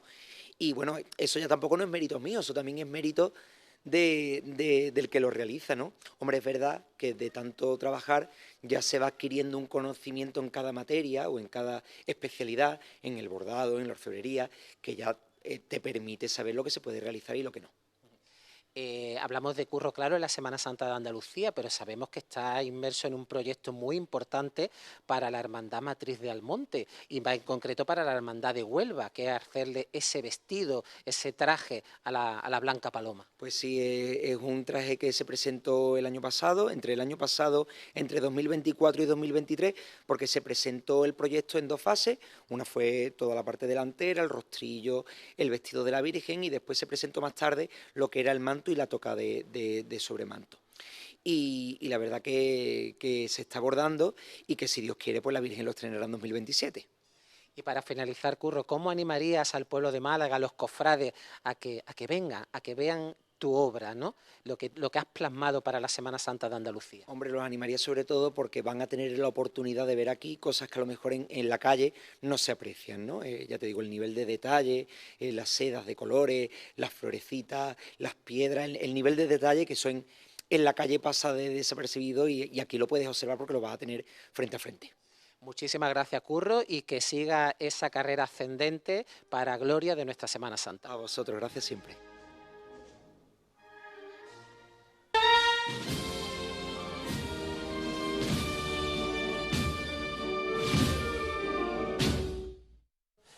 En este segundo debate del programa de hoy vamos a abordar el tema del actual panorama de la cartelería cofrade en Málaga. Para ello contamos con el asiduo ya profesor Antonio Rafael Fernández. Buenas noches. Buenas noches, feliz Cuaresma a todos. Igualmente, con Javier Soriano, pintor Nobel, de los más jóvenes que tenemos actualmente. José Carlos Torres. Buenas noches. Ya un pintor muy consagrado en estas lides cofradieras, ¿no? Gracias, Alejandro. Y Estefanía Recio, que también tiene también mucha pintura relativa a nuestras hermandades. Buenas noches. Vamos a iniciar este debate haciendo un análisis artístico del actual panorama de la cartelería cofrade. Y empiezo por ti, Rafael, Antonio Rafael. Alejandro, pues tenemos muchas cosas que contar. Es un tema, como sabéis, que tenía muchísimas ganas que abordásemos, porque vivimos en plena vigencia de los carteles, ¿no? La cuestión del cartel, evidentemente, su función es contar una historia, pero claro, tenemos que cuestionarnos que el cartel también es el reflejo de las épocas que les ha tocado vivir. Y aquí es donde empiezan los peros, ¿vale? Si hacemos un poco de memoria hacia atrás y nos vamos a finales del siglo XIX, principios del siglo XX, que nos queda un poco lejos en el tiempo, pero tiene todo el sentido del mundo, ¿no? El arte empieza a cambiar, empiezan a pasar cosas nuevas, empieza a llegar la modernidad, no se deja de entender la perspectiva renacentista como algo básico, que eso es algo que se incluye en el arte contemporáneo, pero que por desgracia en la cartelería cofrade no hemos olvidado totalmente. Será una de las pegas que podamos comentar posteriormente al cartel de la Semana Santa de Sevilla, el de la Macarena, etcétera, ¿no? Se niega la forma, se asumen nuevos lenguajes, nuevas composiciones, nuevos materiales. Claro, esa es la base de la modernidad del arte en el siglo XX, y la cartelería asumió todo ese tipo de cuestiones. ¿Qué pasa? Que a lo largo del siglo XX vamos encontrando, por supuesto, muchísimos carteles, muchísimas obras que asumen la modernidad propia de la historia del arte, porque además el cartel como manifestación artística y tal, pero que después vemos también que, según qué lenguajes, como el neobarroco especialmente, o el regionalismo, siguen siendo uno de los imperantes en la cartelería actual del siglo XXI, ¿no? ¿Dónde vienen los problemas? Pues cuando negamos cualquier tipo de modernidad, que de nuevo enlazando con lo que pasa en Sevilla. Los carteles no tienen que contarnos a nosotros mismos, y eso es otro error de los que tendremos que hablar también. Los cofrades sienten la necesidad de que los carteles los expongan a ellos. Y el cartel no es para nosotros, es para el mundo. Partiendo de esta idea, cuando no nos sentimos reflejados en el cartel, pues vienen los problemas. Nos gusta. Nos gusta, que es uno de los grandes errores que tenemos, ¿no? El cartel no tiene que contar un relato. El arte, la historia del arte hace ya mucho tiempo que no viene contando un relato. O no por lo menos en el sentido figurado que necesitamos que nos cojan de la manita y nos cuenten todas las cosas, ¿no? Los carteles tienden, la mayoría de ellos, a contar muchas cosas. Y tampoco es necesario, porque no nos olvidemos que el cartel es para personas que no comprenden la Semana Santa. Como lenguaje expresivo que es, encontraremos multitud de cuestiones que podamos hablar en los carteles. Podemos hablar de expresión, de la forma, podemos hablar, por ejemplo, de carteles en los que el color se convierte en la base totalmente, pero podemos hablar de carteles, por ejemplo, donde la fotografía, los collages, las acuarelas, por ejemplo, se convierten en la base artística. Todo esto a los cofrades les cuesta. ¿Por qué? Porque se escapa de la perspectiva renacentista clásica, un poco en la manera en la que estamos educados, es parte de la sociedad. Otro problema añadido a esta situación es que los carteles, el arte contemporáneo necesita un discurso, y cuando no lo entendemos, pues la Hermandad de la Macarena necesita publicar 5 páginas explicando el cartel, el famoso cartel que vamos a hablar, ¿no? Esto es un poco la situación de la que estamos hablando. Y por último mencionar una cuestión más, que existen múltiples maneras de entender la belleza. No existe la belleza clásica solamente, sino que podemos hablar de lo bello, lo sublime, lo feo, lo grotesco, lo ayesto, lo gris, lo morboso. Todas estas son manifestaciones artísticas plenamente aceptadas, menos en la Semana Santa, que se entiende que tenemos que movernos en determinados cánones.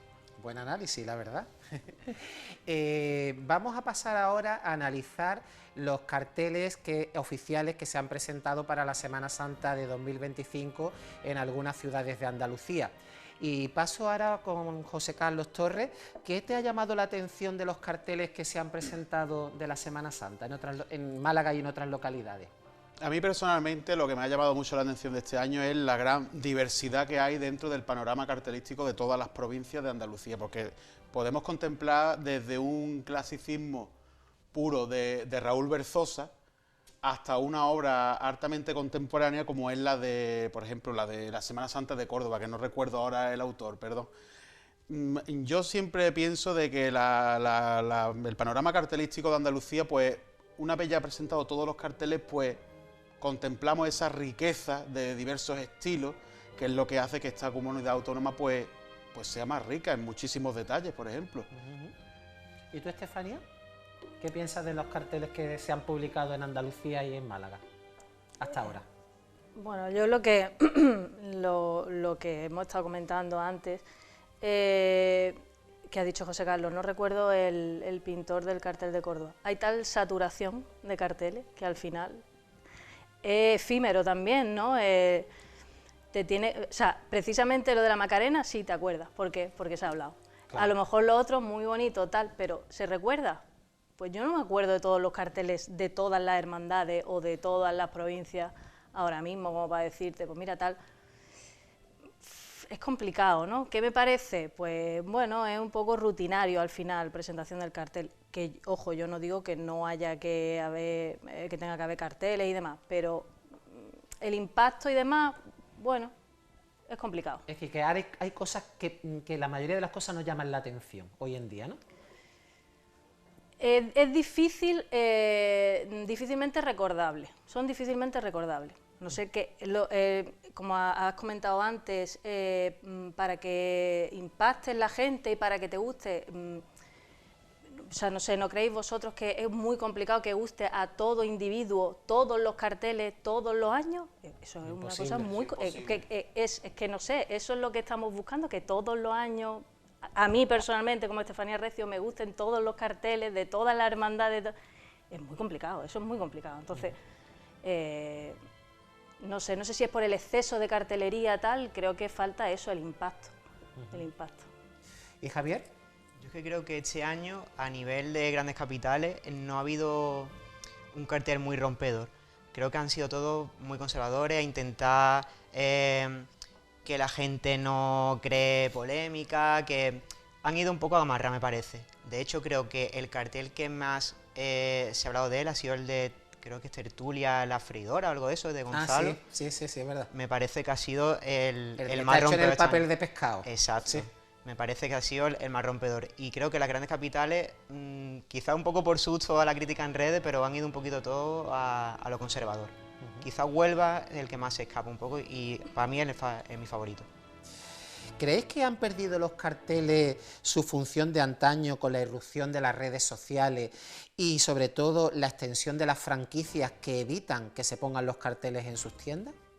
Bueno, totalmente, el cartel en el siglo XXI no tiene ningún tipo de sentido, ¿no? Pero sí que es cierto que en esta afirmación de que no tiene sentido, tiene algo que sí que es importante, que es la pervivencia del ritual. La llegada del cartel, de la presentación del cartel dentro del ritual cofrade tiene que ver con la presentación del pregón también. Entonces sí que tiene sentido en ese sentido, ¿no?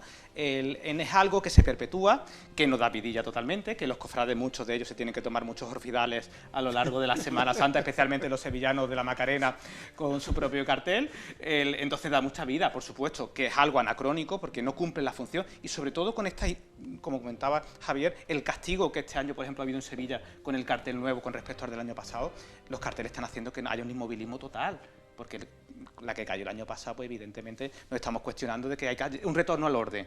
El cartel nuevo de la Macarena este año, o el oficial mejor dicho, es un retorno al orden totalmente, es un castigo, es una vuelta al clasicismo, no debería ser así, los carteles tienen que contar cosas. De hecho, la propia Hermandad de la Macarena ha hecho un cartel pues, con uno de los artistas más importantes del siglo XX. José Carlos, muchas veces los cofrades entienden el cartel como una pintura, una estampa, pero se olvidan de lo que verdaderamente es un cartel, ¿no? ¿Tú eso cómo lo ves? Totalmente. Yo considero de que el cartel, al fin y al cabo, no es ni más ni menos que un medio publicitario. Al fin y al cabo es una estrategia de marketing, una estrategia de publicidad que es la que hace lo que nos evoca, lo que nos anuncia. Y muchas veces caemos en el error de que, es lo que ha dicho el maestro, que queremos una obra tan clásica, que muchas veces lo que buscamos es contentar a todos los hermanos de la cofradía, que el cartel sea lo menos transgresor, lo menos rompedor, lo menos contemporáneo posible. Y yo a mi cofradía con esto la tengo contenta. Sí. No tengo problema. En el caso de un hermano mayor, por ejemplo, yo hago un cartel que sé que le gusta a todo el mundo y aquí paz y después gloria. Quizá no pensáis que los carteles que se editaban en el siglo XX tienen más toques de modernidad que los que se efectúan en esta época. Totalmente, sin duda, compañero, totalmente. Muchísimo. Y además acusaban los lenguajes imperantes artísticos en el momento, cosa que se ha ido perdiendo a lo largo del siglo XX, sin lugar a dudas. Esos carteles que vemos en los años 20, en los años 40, que tienen unos toques que tú dices, este cartel lo publicas tú ahora y sería contestatario. Y sin embargo, ahora en esta época no se hace ese tipo de cartel, ¿no, Estefanía? Es que tenemos mucho acceso a la información. O sea, ahora, por ejemplo, los carteles fotográficos, ¿no?, que había antes de la agrupación de cofradías. Es que antes, ¿quién tenía una cámara profesional? Antes nadie tenía acceso a cámaras profesionales. Gente contado que se dedicaban a la profesión. Y igualmente, ¿quién podía aprender de forma autodidacta pintura? Es muy complicado. Nadie, ahora mismo hay muchísima gente e incluso el que no sepa y quiera tiene medios en YouTube, en numerosas páginas de cursos que puedes aprender, entonces... Has citado el tema de la fotografía y es un rasgo típico de Málaga que en últimas décadas Málaga ha dejado un poco al margen la fotografía para centrarse en lo que es la técnica pictórica, y también la fotografía también es un arte, ¿no? Siempre lo ha sido, lo que pasa es que es una de las hermanitas pobres, ¿no?, de las artes. Sí que es cierto que con el cartel parece ser, tenemos el concepto todavía en la cabeza que un cartel fotográfico es menos artístico. Y aquí tendríamos que llamar la atención que al final la jugada de la Macarena con el cartel de Gordillo, no nos olvidemos que está creando una gran pinacoteca, que dentro de 30 años la Macarena dispondrá, con todas las críticas que ya no habremos olvidado, de una gran pinacoteca hecha por los grandes artistas contemporáneos del siglo XX, del siglo XXI. Quizás en el peso de la fotografía todavía quede que parece que es menor, ¿no? Pero la jugada de la Macarena es espectacular, es decir, la inversión en patrimonio artístico es totalmente loable al respecto. Yo estoy de acuerdo en lo de que la fotografía parece como la hermana pobre, como dice él, pero he visto desde hace unos años para atrás que hay una corriente de fotógrafos como que intentan editar su fotografía y llevarla un paso más allá, no simplemente la fotografía y debajo ponerle un cartelón con pues, Martes Santo, tal. Una corriente para mí muy interesante con esas ediciones. Uno de los aspectos que me gustaría tratar con vosotros es la de la necesaria remuneración de este arte. Muchas veces las cofradías quizás no han valorado la labor que ejercéis, ¿no? Y ha habido muchas veces pintores que han tenido que hacer su obra de modo altruista, ¿no? Y esto es una cosa, José Carlos, tú lo sabes bien, y todo lo que pintáis aquí, que esto requiere muchas horas de dedicación. Muchas horas de dedicación, muchas horas de un estudio previo de la obra antes de su ejecución, un gasto verdaderamente importante en un material, porque no recordemos que los materiales no vienen solos, no caen del aire los materiales, y vivimos desgraciadamente, ellos dos saben de lo que estoy hablando, de una época en la que todo vale muchísimo dinero, porque es verdad. Y hombre, a día de hoy, es que esto es como todo, Alejandro, hay cofradías que le dan el valor a la pinacoteca que se merece, y hay quizá otras cofradías que lo tienen como un hecho más de la cofradía. Es como, venga, el cartel, me da igual, venga. Sea quien sea. Sea quien sea. Y hay cofradías que eso es digno de alabar, que le dan el valor que se merece a la pinacoteca. Es como acaba de decir este señor, que la Macarena dentro de 20 años podrá gozar de tener una de las pinacotecas más importantes de la ciudad de Sevilla, por ejemplo. No quiero decir con esto de que, por ejemplo, tanto en mi caso, por ejemplo, realce aún más la pinacoteca de una cofradía, pero que hay cofradías que verdaderamente se implican en darle el valor a la pinacoteca que ésta merece. Vamos a pasar unos minutitos a publicidad y volvemos enseguida.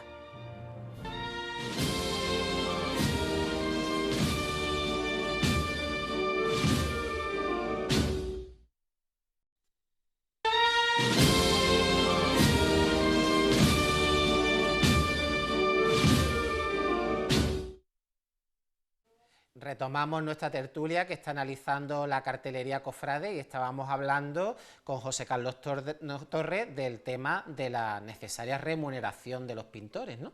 Sí, la verdad es que sí, es lo que te he dicho, Alejandro, que yo creo que principalmente eso va en función de lo que del valor que la hermandad, y los gobernantes de la hermandad en este caso pues le den a la pinacoteca que ellos deseen de tener. Claro. Sabemos que en Málaga hay cofradías que apuestan por tener una buena pinacoteca. Evidentemente yo parto una lanza a favor de la gran pinacoteca que está poco a poco coleccionando la Hermandad de los Estudiantes de Málaga. La Hermandad del Amor y la Caridad. Tiene grandes pinturas en su casa hermandad y muchas más hermandades, Expiración, no te puedo decir más porque no quiero caer en el error de dejarme alguna atrás, pero que eso va en función también no de la mentalidad, de lo que la hermandad quiera para su hermandad. Igual que queremos los mejores bordados, las mejores imágenes, los mejores tronos para nuestra hermandad, habrá hermandad también que quieran tener las mejores pinacotecas en sus museos, en las casas de hermandad. Claro. ¿Qué piensa Estefanía al respecto? Yo ya lo he dicho en alguna ocasión, yo soy partidaria completamente de que una partida de presupuesto tiene que ir dedicada al arte, 100%, en todas las hermandades, porque lo mismo que no nos cuesta dinero gastarnos una partida de presupuesto en flores para hacer una petalada, que eso en 2 segundos se va a desaparecer, tú estás pagando por un trabajo que es de por vida, que es para siempre. Lo mismo que será un bordado, que será pues el trono, la talla, lo que sea, eso es para siempre. Pero, como dice José Carlos, es la educación. No sé si es que están acostumbrados a alguna hermandad a que eso era gratis, de antes, de hacer un favor a cambio de promoción, no lo sé, pero bueno, al final todo se profesionaliza y esto igual, ¿no? Javier. Yo sí creo que es la educación, o sea, creo que es un mal de la sociedad en general, porque ya fuera de las cofradías, pues cuando tienes otro encargo, pues también está ese regateo de, oye, pues si sale tanto, ¿por qué no me dejas en tanto menos esto? Y yo muchas veces me pregunto, oye, cuando tú vas al Corte Inglés o al otro lado, ¿por qué ahí no pues también intenta regatear? Porque a mí sí y a ellos no. Yo creo que es algo que está muy en la sociedad. Una cosa que llama mucho la atención en el terreno de la cartelería cofrade es la escasa participación femenina. Hay pocas mujeres que se dediquen a pintar carteles cofrades, ¿no, Estefanía? Pues fíjate, yo hace tiempo pensaba, digo, es que no conozco a mujeres, que se dediquen al tema de cartelería cofrade o pintura cofrade en general. Y poquito a poco vas viendo en redes sociales gente, y ya no sé si es porque no las hay o porque no se le da el altavoz, la visibilidad suficiente. No lo sé, es que no sé si es que lo que abunda son hombres o es que no tengo ni idea. Partimos de la base de que el mundo cofrade en sí es un mundo muy masculinizado. Partimos ya de esa base, porque nada más que tienes que analizar las juntas de gobierno, los cargos importantes, la mayoría son de hombres. Pocas mujeres hay que estén al frente de una hermandad, ¿no, José Carlos? Es una pena, pero es verdad, es la verdad. Es la verdad, es una pena. Y con respecto a lo del arte, yo personalmente, si fuera dirigente de una hermandad, yo le daría un pensamiento a encargar una obra a una mujer, porque, por ejemplo, vamos a poner ejemplos claros. Uno de los grandes carteles de la Semana Santa de Sevilla fue el de Carmen Lafón. Exactamente. Una magnífica pintora de Sevilla. Sí. Y el de este año, de la Semana Santa de Sevilla. No me acuerdo del nombre de la chica que lo ha pintado. Virginia, creo. Virginia. Otra gran obra. Sí. Yo creo que esta cuestión de buscar también, estudiante, por ejemplo, el cartel del año pasado creo que fue de una mujer también. En la Semana Santa de Málaga, de los oficiales que yo recuerde, tan solo el de Celia Berrocal, ¿no? Solamente. Del año 1982, ¿eh? Bueno, pero existen muchísimas mujeres artistas. Es parte de ese probablemente estigma social donde no se visibiliza lo que no interesa tampoco. Es decir, está claro que la Semana Santa es un ente muy masculinizado, pero por supuestísimo que hay mujeres y grandes artistas, quizás menos visibles, pero bueno, solo hay que hacer los deberes y buscarlas, ¿no? Y en ese sentido probablemente nuestras cofradías tengan que poner las pilas también, porque hay por supuestísimo arte contemporáneo, todo el que queramos, para proyectar en ese tipo de cartel. Otra cosa que no nos interesa, porque a lo mejor el arte que nos van a hacer no es el más correcto.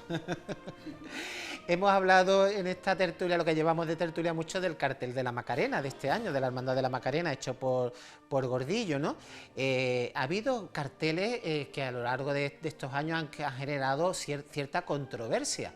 Me estoy acordando pues del cartel de José Antonio Jiménez, el cartel de la Virgen de los Dolores del Puente con ese graffiti que fue muy comentado y que se sigue comentando, el cartel este de la Macarena de Gordillo, el cartel del año pasado de la Semana Santa Sevillana que hizo Salustiano. ¿Qué pensáis de estas obras que han generado tanta controversia? La primera cuestión que a mí me gustaría mencionar al respecto es que son todas grandísimas obras, que no nos deberíamos olvidar que estamos hablando probablemente de las grandes obras de la Semana Santa a nivel de calidad. El cartel de Salustiano era espectacular en persona, que no le hacía ningún tipo de justicia el formato rectangular del cartel impreso, porque era un tondo Ahí estamos circular. viendo el cartel de Dolores del Puente. El Dolores, para mí, es uno de los grandes carteles de la historia de la cartelería cofrade, sin lugar a dudas. Un cartel muy bien trabajado, que reflejaba muy bien una realidad que era latente. Pero es que la problemática está en que es que los cofrades de nuevo no se ven reflejados en esos carteles. Y como no se ven reflejados, de repente ponen el grito en el cielo.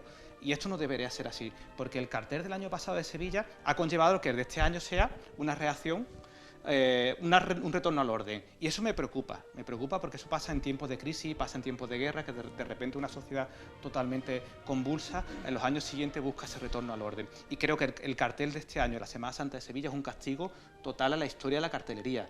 No vamos a decir que el cartel sea bueno o sea malo, pero es un cartel que... Estamos viendo en nuestras pantallas el cartel que ha generado este año tanta controversia, que es el cartel de la Macarena, y sobre todo controversia y reacciones en las redes sociales. Es un arte vivo. Esa colección de memes que se han visto... Como dijo el maestro Jesús Romanó, dice, es que este cartel ha despertado la creatividad del mundo. Sí. Ha despertado la creatividad del mundo porque cuántos memes que una persona ya coja y dibuje un meme, es que ha despertado la creatividad del mundo.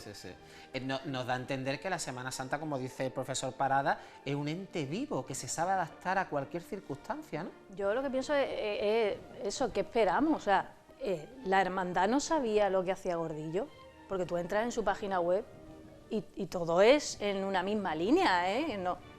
¿Qué esperabas que hiciera Gordillo? ¿Qué esperabas que hiciera Salustiano? Y luego lo que he comentado antes, ¿de verdad creemos que todos los años, todos los carteles de todas las hermandades nos van a gustar a mí, a ti, a ti? Es que es imposible. Pero de verdad, lo más importante de esto al final es que no perdamos la forma, se pierden la forma en redes sociales. Pero a nivel de dar vergüenza. Ya no porque sea una persona de 90 años. Es que yo creo que el cartel, la opinión de un cartel no tiene que ir más allá de me gusta, no me gusta, ven, vamos al siguiente. Si es que carteles hay a patadas. Lo que no puede ser las faltas de respeto, porque, claro, pero es lo que he dicho antes, ¿no sabíamos Gordillo lo que iba a hacer como hermandad de la Macarena? ¿O Salustiano? ¿O Salustiano? Yo creo que detrás de una estrategia publicitaria muy bien medida, lo que pasó el año pasado, Ojo, perfectamente perdona controlado. que te corte, yo no sé lo que cobra Gordillo, ¿eh? Bueno, como artista importante que es bastante, es decir, es que a lo mejor estamos criticando y este hombre... tiene un caché alto, por supuestísimo que sí, yo no porque lo su sé, obra pero... se vende en el mercado del arte, ¿no? Yo sí que pienso, Javier, no por parte del público, pero sí por parte de la agrupación de cofradía, el Consejo de Hermandad de Sevilla, que evidentemente hay una estrategia detrás de saber el impacto de la reacción social, política que va a tener ese tipo de obras. Yo creo que quizás es un poco el mirar el caché antes de lo que te van a hacer. De, oye, pues, ¿qué nos están pidiendo la gente? Cosas más modernas, que estamos aquí oliendo un poquito a rancio. Pues, ¿quiénes son los más modernos? ¿Quiénes son? Vamos a tirar por aquí. Y a lo mejor pegan un poco de eso, creo yo. Porque si también ellos son cofrades y tienen termómetros de su ciudad y de lo que guste y lo que no. El ver que, o sea, saber lo que te expone cuando contratas a gente así. Sí, pero por eso mismo creo que es algo premeditado, de decir, lo del año pasado Salustiano, pero si es que ese hombre pinta así, es que lo de Gordillo sabemos perfectamente cómo pinta desde hace 50 años. A mí no me vale la excusa de a ver si me hace algo diferente. No, pues te harán el lenguaje en el que se expresa habitualmente, es una excusa, igual como que vosotros expresáis en vuestros diferentes estilos artísticos, ¿no? Yo es que pienso que los propios Junta de Gobierno también son gente cofrade y son de la misma mentalidad que el público que está en redes sociales criticando. Entonces me extraña el que ellos mismos se autosaboteen, por así decirlo. Pero a lo mejor la campaña publicitaria interesa desde dentro porque al final, ¿qué proyección tuvo el cartel de la Semana Santa de Sevilla? Yo no creo que fuera una campaña publicitaria en ese sentido, sino que era más, vamos a darle bombo, pienso, voy a echar ahí, a lo mejor por el caché que tiene Gordillo, oye, si encima hablan del cartel, le damos más valor y tenemos, pues eso, la pinacoteca, un cartel de... Yo, sinceramente, pienso de que la Macarena es una hermandad de que tendrá detrás del cartel de Gordillo a gente sobradamente preparada en la materia, que justificarán perfectamente que el Gordillo haya hecho el cartel de la Macarena. Claro. El profesor Luque Teruel, uno grande de los especialistas en Picasso, además, es uno de los asesores de la Macarena, es decir, que estamos hablando que detrás de las máximas autoridades de la historia del arte andaluza o en española están detrás de esta hermandad. Picasso, si Picasso, el cartel de Picasso se hubiera sacado cuando Picasso estaba en vida, ¿qué hubiera pasado? Imagínate. ¿Qué pasó también con Rebello de Toro? Que se le negó, ¿no?, un cartel en su momento también, ¿no? Es como expresó el pintor Antonio Ledesma, dice, es que si saliera la Macarena pintada por Picasso, ¿sería menos arte? Claro. ¿Y quién no daría por tener un Picasso colgado en su casa hermandad? Claro. Y mira, yo puedo comprender que, por ejemplo, este cartel que estamos analizando de la Macarena de Gordillo, pues haya personas que les choque, ¿no? Que les pueda chocar por el tipo de representación que tiene. Pero, por ejemplo, el cartel de Salustiano, yo un cartel que no le veo para la polémica que se generó el año pasado, o el cartel del Ojo de la Macarena, o el cartel que hizo José Antonio Jiménez para la Semana Santa de Málaga. No veo yo... ¿Por qué? Porque no calcan lo que es la estampita tradicional. Bueno, y estamos hablando antes, son carteles que no reflejan la realidad de manera mimética, y ahí es donde está el problema, que no nos sentimos reflejados. Y como refleja una distorsión del arte, de la propia evolución de la historia del arte, ahí es donde está el problema, que el cartel no es nuestro espejo. Entonces los cofrades pues se rasgan las vestiduras. ¿Creéis que Málaga ha sido un poco la punta de lanza de esa renovación en la cartelería cofrade de Andalucía? Sin duda alguna. ¿Qué provincia de Andalucía se ha planteado alguna vez sacar un cartel con un graffiti? O sacar una escultura en un cartel. Es decir, no nos olvidemos el cartel escultórico de Ángel, ¿no? El cartel escultórico de Ángel. O el cartel de Eugenio Chicano. O sacar una pared con carteles superpuestos como el del año 2020 de José Luis Puche. ¿Qué provincia ha planteado eso alguna vez? Málaga, sin duda alguna, es la pionera en este tipo de obras. Dentro que hablamos del mundo cofrade, como es y las críticas que tiene, en Málaga nos podemos dar un canto a los dientes, pero y somos bastante afortunados. Porque dentro de que hay palos, pero está más aceptado. Que es parte del propio contexto de la renovación plástica que se está produciendo en Málaga, ¿no? Siempre hablamos de la cuestión de la imaginería procesional y las razones, ¿no? Es que en Málaga el 12 de mayo del 31 fue muy malo para muchas cosas, pero fue muy bueno para el revulsivo, ¿no? De decir, de que pasasen cosas diferentes, ¿no? Yo creo que eso extrapolable está pasando en el diseño procesional totalmente. Los diseños que se están haciendo en Málaga no se hacen en ningún sitio, ¿no? Especialmente con la obra de Toledano. Las obras que estáis presentando vosotros y las obras que están haciendo nuestros escultores, aquí nos están contando que pasan cosas. Y en Málaga de hace mucho tiempo que se utilizan unos lenguajes expresivos muchísimo más contemporáneos que en el famoso neobarroco sevillano, que están anclados en la tradición. Pero yo creo que es el caldo de cultivo propio de la ciudad por los avatares históricos. Has hablado tú antes del maestro Eugenio Chicano, al que tanto le debe la cartelería cofrade, uno de nuestros artistas de referencia, y al que tú especialmente te sientes ligado, ¿no, José Carlos? ¿Lo consideras tu maestro? Siento ser repetitivo, pero yo lo digo. Yo todo lo que soy lo debo a Eugenio Chicano. En mí se despertó el interés por el arte a raíz de yo conocer desde pequeño la obra de Eugenio Chicano.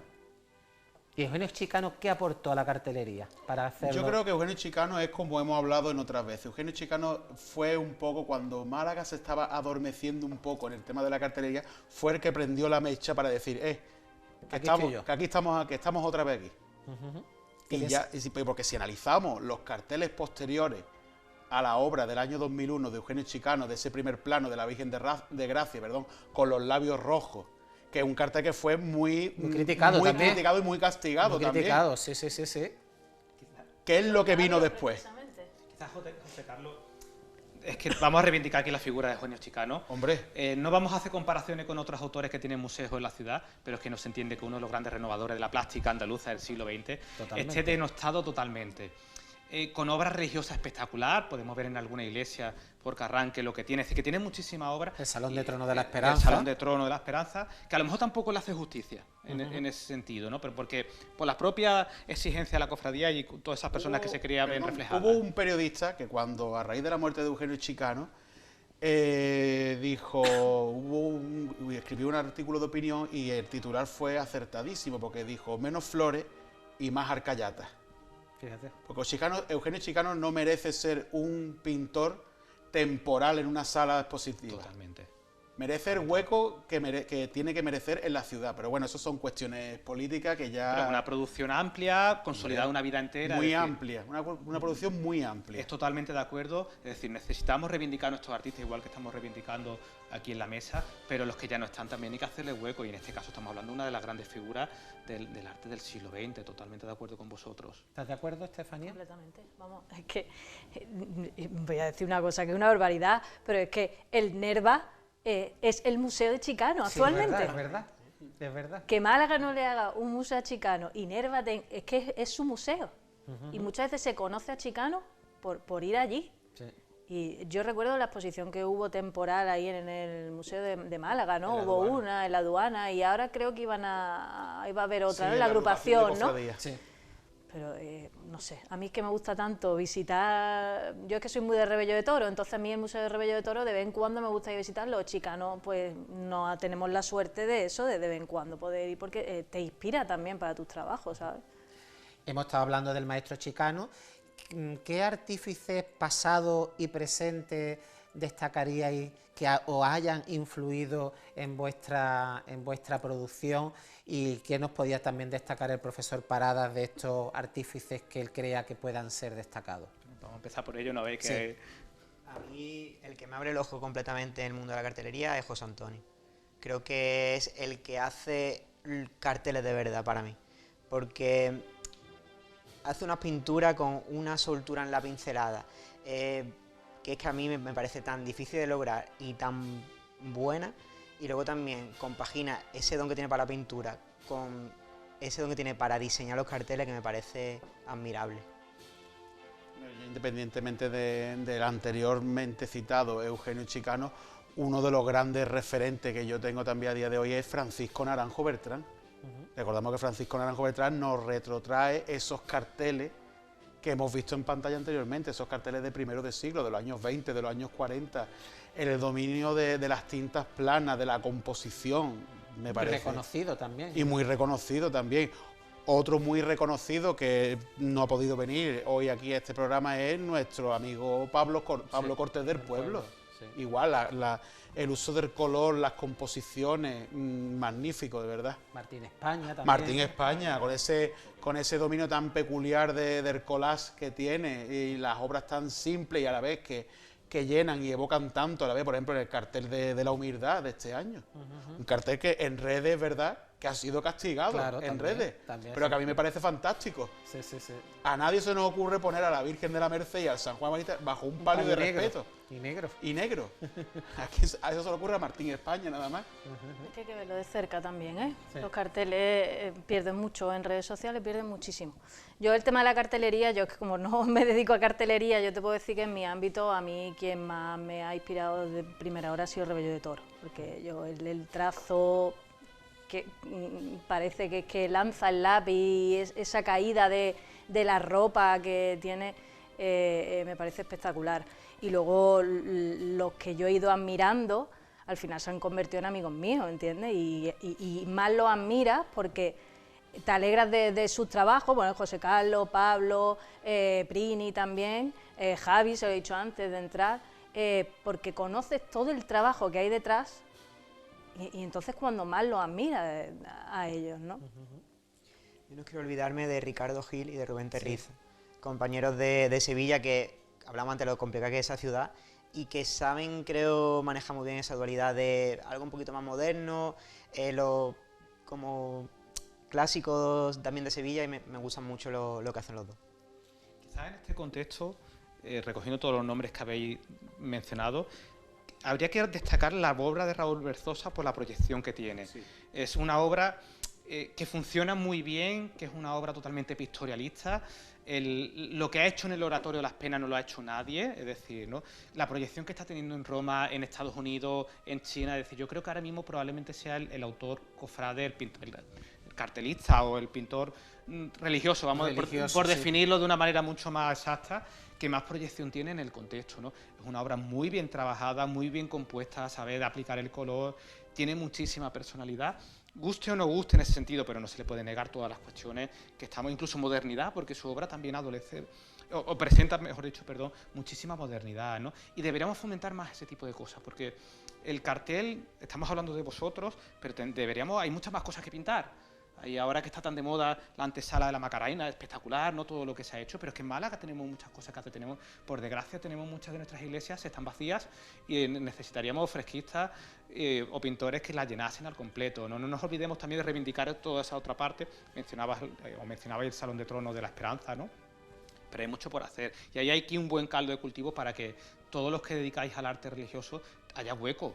Evidentemente necesitamos por lo menos conocer la técnica del fresco y demás, pero es que está ahí, es decir, que la formación está ahí. Entonces yo destacaré este tipo de cuestiones. Hemos mencionado el cartel de José España, pero es que hace mucho tiempo ya que José... Ojo, que estamos hablando de personas, todos sois relativamente jóvenes, no nos olvidemos de ese dato. artistas que cuentan muchas cosas que los están llamando para muchos sitios, ¿no? Por supuesto, los carteles escultóricos de Ángel Sarmiento, el cartel hace poquito de unos días de la Semana Santa Antequera de Pablo, es decir, bueno, estamos Curro, que también ha hecho sus carteles y demás. Me gustaría recordar también un cartel raro, ¿no? Por ejemplo, el de Toledano, que hizo para la Salutación un cartel muy raro, intelectualizado como todo lo que hace, ¿no? Pasan cosas, cuando buscamos, pasan cosas, pero me gustaría, insisto, que esa proyección, o que vosotros estéis aquí, que esto siga vivo y que el arte religioso pictórico llegue a muchas más cosas, que no sea solamente que tengamos una tertulia de los frescos de no sé qué iglesia, porque son necesarios. Y ya para finalizar, ¿cómo veis el tema de la inclusión de la inteligencia artificial a la hora de poder realizar las obras pictóricas? Es un temita, yo creo que es bastante complicado, la verdad. Yo creo que al fin y al cabo, pues es ni más ni menos que una herramienta de la época que nos está tocando de vivir. Es así, es un hecho, de verdad, porque, hombre, es un paso hacia el futuro, pero es verdad que es como todo, Alejandro. Quien quiera apostar por la inteligencia artificial, pues apostará, y quien quiera apostar por algo más tradicional dentro de una modernidad, pues lo hará. Ya está, es que esto es así. Sí. Yo completamente. Yo al principio, cuando se empezó a escuchar lo de la inteligencia artificial, la gente asustada, es que nos van a quitar los trabajos y demás. De primera hora lo vi como una herramienta. Lo mismo que, no sé, Lightroom, Photoshop, todo eso son herramientas para el fotógrafo. La propia cámara fotográfica era una nueva herramienta. Antes, retratar a un rey lo tenía que hacer un pintor, porque no, ahora haces una foto y en menos. Hay que actualizarse, exactamente, el revelado, ahora ya no. Había que revelar una foto antes. Los carretes, pasar a la cámara digital, claro, son herramientas. Creo que es tan reciente que todavía no sabemos de qué manera exacta utilizarla, pero es completamente una herramienta. Me parece muy interesante que, además de utilizarlo como para crear un cartel, que me parece muy respetable, pero también como ayuda a nuestros bocetos, a ideas que tengamos. Oye, pues mézclame pues este color con este y le añade este fondo o tal. Me parece muy interesante utilizarlo como un soporte para nosotros, una ayuda. Una visualización de lo que tú tienes en la cabeza muchas veces, ¿sabes? Quizá hay una cuestión que, escuchando, ¿no? El problema está en el desconocimiento, es decir, que la obra de arte está en el proceso también, no solo en el resultado final. Eso lo vemos en el cine, ¿no? En el cine, en el montaje, todo lo que tiene que ver, ¿no? Los resultados que nos traiga la inteligencia artificial, por supuesto que están por ver, pero está para quedarse, es decir, veremos carteles enteros configurados a nivel de inteligencia artificial y estudiaremos el proceso creativo de ese cartel igual que lo hacéis vosotros, porque al final viene a ser de la misma manera. Entonces, es falta de información, yo creo, y de negar una realidad que está ahí, igual que negamos los carteles digitales hechos por tablet, que es la misma situación totalmente, ¿no? Si alguno de vosotros pintáis con una tablet, al final tienes que hacer cualquier tipo de proceso, ¿no? La inteligencia artificial tú también la tienes que guiar un poco en ese sentido. Entonces, por supuesto que veremos muchísimas cosas que están por quedar y por llegar en los próximos tiempos.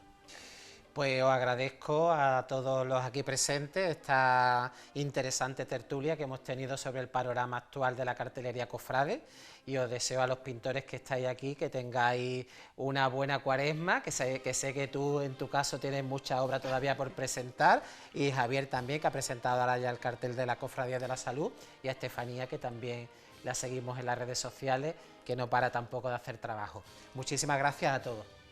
Muchas gracias a ti. Y esperando haber concitado el interés de nuestros telespectadores con los contenidos del programa de hoy, les emplazo a la jornada de mañana, el primer viernes de Cuaresma, en el que un día muy señalado en nuestra ciudad, pues que se celebra la festividad del Señor de Medinaceli en la parroquia de Santiago. Y también le llevaremos a partir de las 7 de la tarde el traslado de la imagen del Señor de la Sagrada Cena desde la iglesia de San Julián hasta la Santa Iglesia Catedral, donde participará en el tradicional Vía Crucis de este primer viernes de Cuaresma.